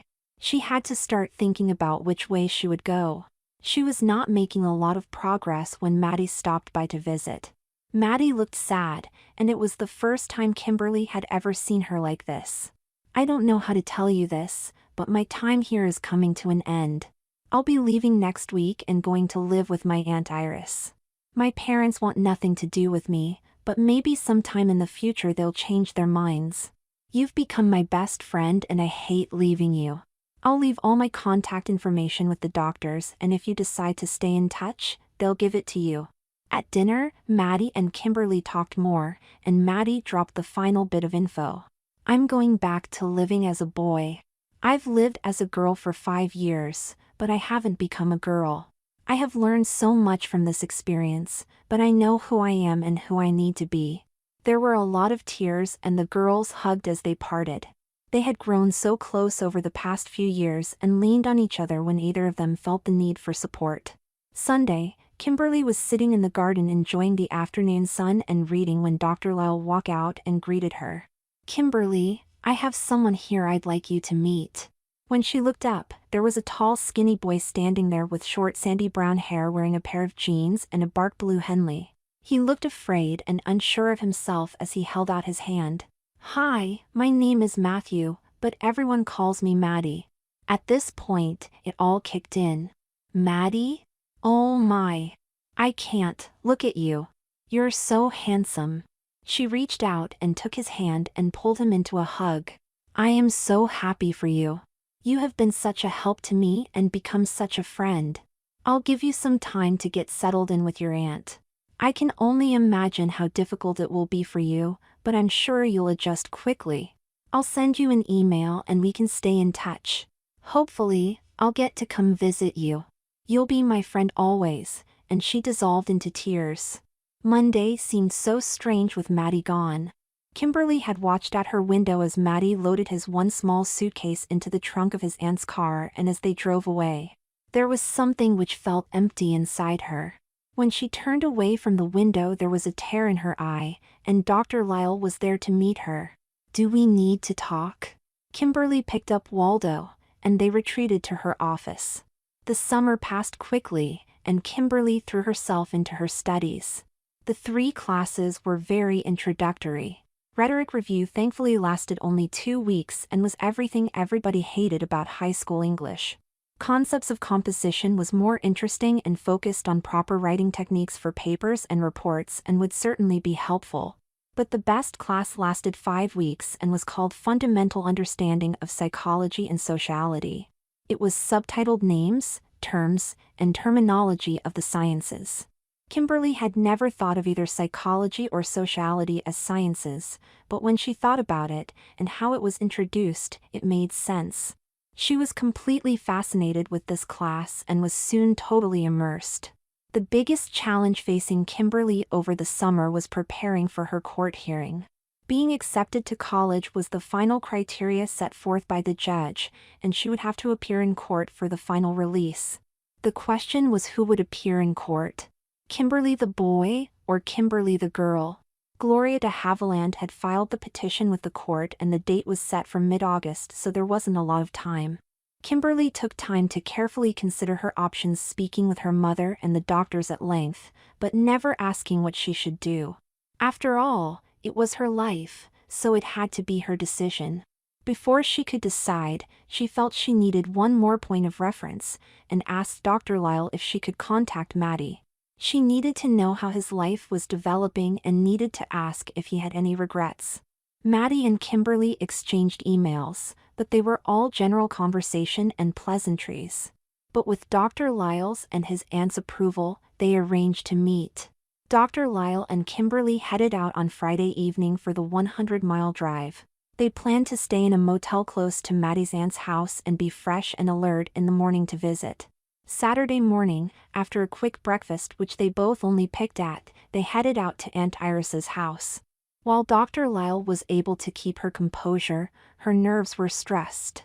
This was something they at New Horizons had not done before. For her part, Kimberly was filled with nervous excitement and bouncing in her seat as they drove. When they arrived, they were greeted and welcomed by Aunt Iris. "I am so happy to meet you both." Matthew is out on the patio, probably pacing back and forth. He has been both super excited and scared for today. They allowed Kimberly to walk out to the patio on her own, but they were both ready to jump if needed. Kimberly had selected a pretty red and cream sundress and had taken extra time with her hair and makeup. Even though she had known Maddie for years, she wanted to make her best impression on Maddie. When she walked out the door, he was in fact pacing. She watched as he walked the length of the patio. He wore khaki-color cargo pants and a brown button-down shirt. His hair was cut even shorter than she remembered, and he looked like he had gained 20 pounds. When Maddie turned and saw Kimberly standing there, he stopped in his tracks. "Look at you, you're even prettier than I remember." It was such a guy thing to say, but it felt right. "How are you doing? Are the doctors treating you okay? What about college? Have you made a decision?" They sat and they talked and for several minutes before Iris and Dr. Lyle joined them, bringing glasses of iced tea and a tray filled with cookies. "We figured you could both use some nourishment since neither of you apparently ate much for breakfast. So, a little sugar buzz should help." They both stood and Kimberly took the tray while Maddie responded. "Isn't she just as pretty as I told you? And she's so smart. We were best friends at New Horizons, and I don't see any reason to change." Kimberly blushed and thanked him for the compliments and then added her thoughts. "Dr. Lyle, don't you think Matthew is so incredibly handsome?" Then she reached over and pinched his bicep. "Look at the muscles, isn't he amazing?" The conversation went on for several minutes, but it became obvious Kimberly and Maddie needed more time to themselves. So, blaming the heat, Dr. Lyle and Iris retreated to the house. Up to this point the reunion had gone well, but they both knew there was an elephant in the room, and they needed to address it. It seemed it was going to be up to Kimberly to address it, so she began. "Matthew, are you okay? Is everything okay being a boy again? How difficult is it? Were you able to just go back to being you, or is there a part of Maddie still fighting to be let out? I really don't want to pry, but now it's my turn to decide, and I'm confused." Maddie looked up and saw the confused look on Kimberly's face and the tear in her eye, and he felt both sad and guilty. Do you hate me, or are we still friends? I've been so worried since I made my decision, fearing our friendship was over. You are an amazing person, the best friend I ever had, and somehow, I managed to let you down. Taking a few deep breaths to compose himself, he continued. It was an easy decision for me, because I never gave up being Maddie. I knew I screwed up big time and ended up at New Horizons instead of prison. I fully embraced the program there, and the doctors were great to me, but Maddie was always a role I was playing helping me to heal. There were times when I thought I'd never go back to being a boy, especially after I met you, but the reality is I always was and still am a boy. Please don't hate me? Kimberly stood up and took Matthew's hand, bringing him to his feet. She raised his hand over his head and turned him slowly, examining him from every angle. I don't see any sign of a girl here, or a boy either. I see a very handsome young man, and man who forevermore will be my friend if he allows. Then she completely surprised him with a kiss on the cheek. Maddie was stunned. You honestly see me as a man? I look in the mirror hoping to see a man, but sometime all I see is Maddie. I know who I am, and who I want to be, but the memories are strong, and sometimes scary. My aunt arranged a job for me at a restaurant working as an assistant to the chef. It's nothing fancy, but I like it. The chef told me he could arrange to get me into culinary school. Everybody there only knows Maddie, and I even joined a gym where a couple of them go. The scariest part though is meeting girls. One of the bartenders introduced me to his sister. We went on a date last week for pizza and beer and to get to know each other. It's a big crazy step, but I'll have to see how it goes. It will be a big test for me. There was a moment of silence while he waited for a reaction, but there was none. Now, how about you? I look at you and all I see is a beautiful young lady. I remember the scared little girl I first met and see how she has matured into a very pretty woman. Kimberly was stuck in her thoughts but had to say something. When I look into a mirror, I see a young woman and think she's pretty. Sometimes I see her as a tomboy and other times as an elegant lady. I don't ever see a boy, and I kind of think I ought to. I like me so much more than I ever did when I was a boy, and I'm sure that's why I acted out the way I did. When I think about it, I don't know if I could ever go back to being a boy. I'm not sure I know how, or even if I want to. Does that make sense to you? That's why I wanted to come and visit you, to see how you're doing and how you made your decision. I just had to know. I hope you don't mind. Maddie had sat listening to Kimberly as she spoke, but beyond hearing the words, he was sensing the emotions. He watched her, how she held her body, how she moved, and he watched her eyes. There was nothing there that said boy. Kimberly was all girl in every imaginable way. But he couldn't tell her that. What he could tell her was to accept herself as the person she was. If being a girl was meant to be, so be it, live your life and love it. But if it meant being a boy, Kimberly would have to embrace all of it and learn to love it. That was how he explained it to her. The two friends talked for another hour, but the tough part was behind them. Maddie talked about his dream of culinary school and becoming a chef. Kimberly talked about going to Northwestern and becoming a psychologist. Together, they talked about friendship and what it meant deciding to be friends forever. While it had been spoken informally and was a foregone conclusion, speaking the words together was a solemn promise. The discussions ended when Iris and Dr. Lyle walked out onto the patio. Okay, you two, Iris has made dinner reservation and we all need to get going. We need to make it an early evening because Kimberly and I need to head out early in the morning. So be quick and get ready, dinner awaits. Dinner was mostly relaxing with the conversation dominated by Dr. Lyle and Iris. It came as a bit of a surprise to us when these two became such close friends. Towards the end they were almost inseparable. I believe sometimes friendship is the best medicine. They both found something they needed in each other. Iris smiled at the last comment. Ever since Matthew got here, all he's been able to talk about is Kimberly. Everything she said or did he remembered and would replay the stories to me. He told me about the day she arrived, her first day of high school, her first date, and the prom, and he cried. Then he talked about her recovery, and I believe it was the source of their real bonding. Standing outside the restaurant, Maddie and Kimberly stood face to face holding hands, not saying a word. Finally, he pulled her to him in a deep hug. When they separated, she leaned forward and kissed him on the cheek. The drive back to New Horizons gave Kimberly time to think. Meeting Maddie again after he'd had time to begin settling into his new life put things in perspective for her. He had been able to come to grips with his identity and be true to himself. The challenge for her was being true to herself. Dr. Lyle was willing to give her time and space, but there were a few questions needing to be answered. Did you and Maddie have a nice talk? It appears the two of you have defined the rules of your friendship. Is there anything you'd like to share? She could tell by Kimberly's reaction she'd struck a nerve, but she hoped this would elicit a response other than silence, and it did. Kimberly gritted her teeth to keep from lashing out. There are no rules to our friendship. When you're friends with someone, true friends, rules aren't necessary. Maddie and I share something no one else can understand. Even you, or Dr. Haas or Dr. Mead can't understand it. You might be the brains behind it, but you still can't understand it. I don't hold it against any of you. You've probably saved my life and Matthew's as well, and I am very thankful for your efforts. But unless you've gone through what we have, you can't understand it. Matthew and I have something special we share, and it bonds us together as friends forever. Dr. Lyle smiled at Kimberly. That's the girl I've been waiting to see. I am so proud of you. I just needed to poke the right nerve to get you to open up. Then it was Kimberly's turn. I guess I owe you an apology. I have been acting like a bear with a sore tooth, but I needed to sort out a few things and it required talking to Maddie to help me get there. I'm okay now and ready to get on with life. When you have the opportunity, I want to see a doctor.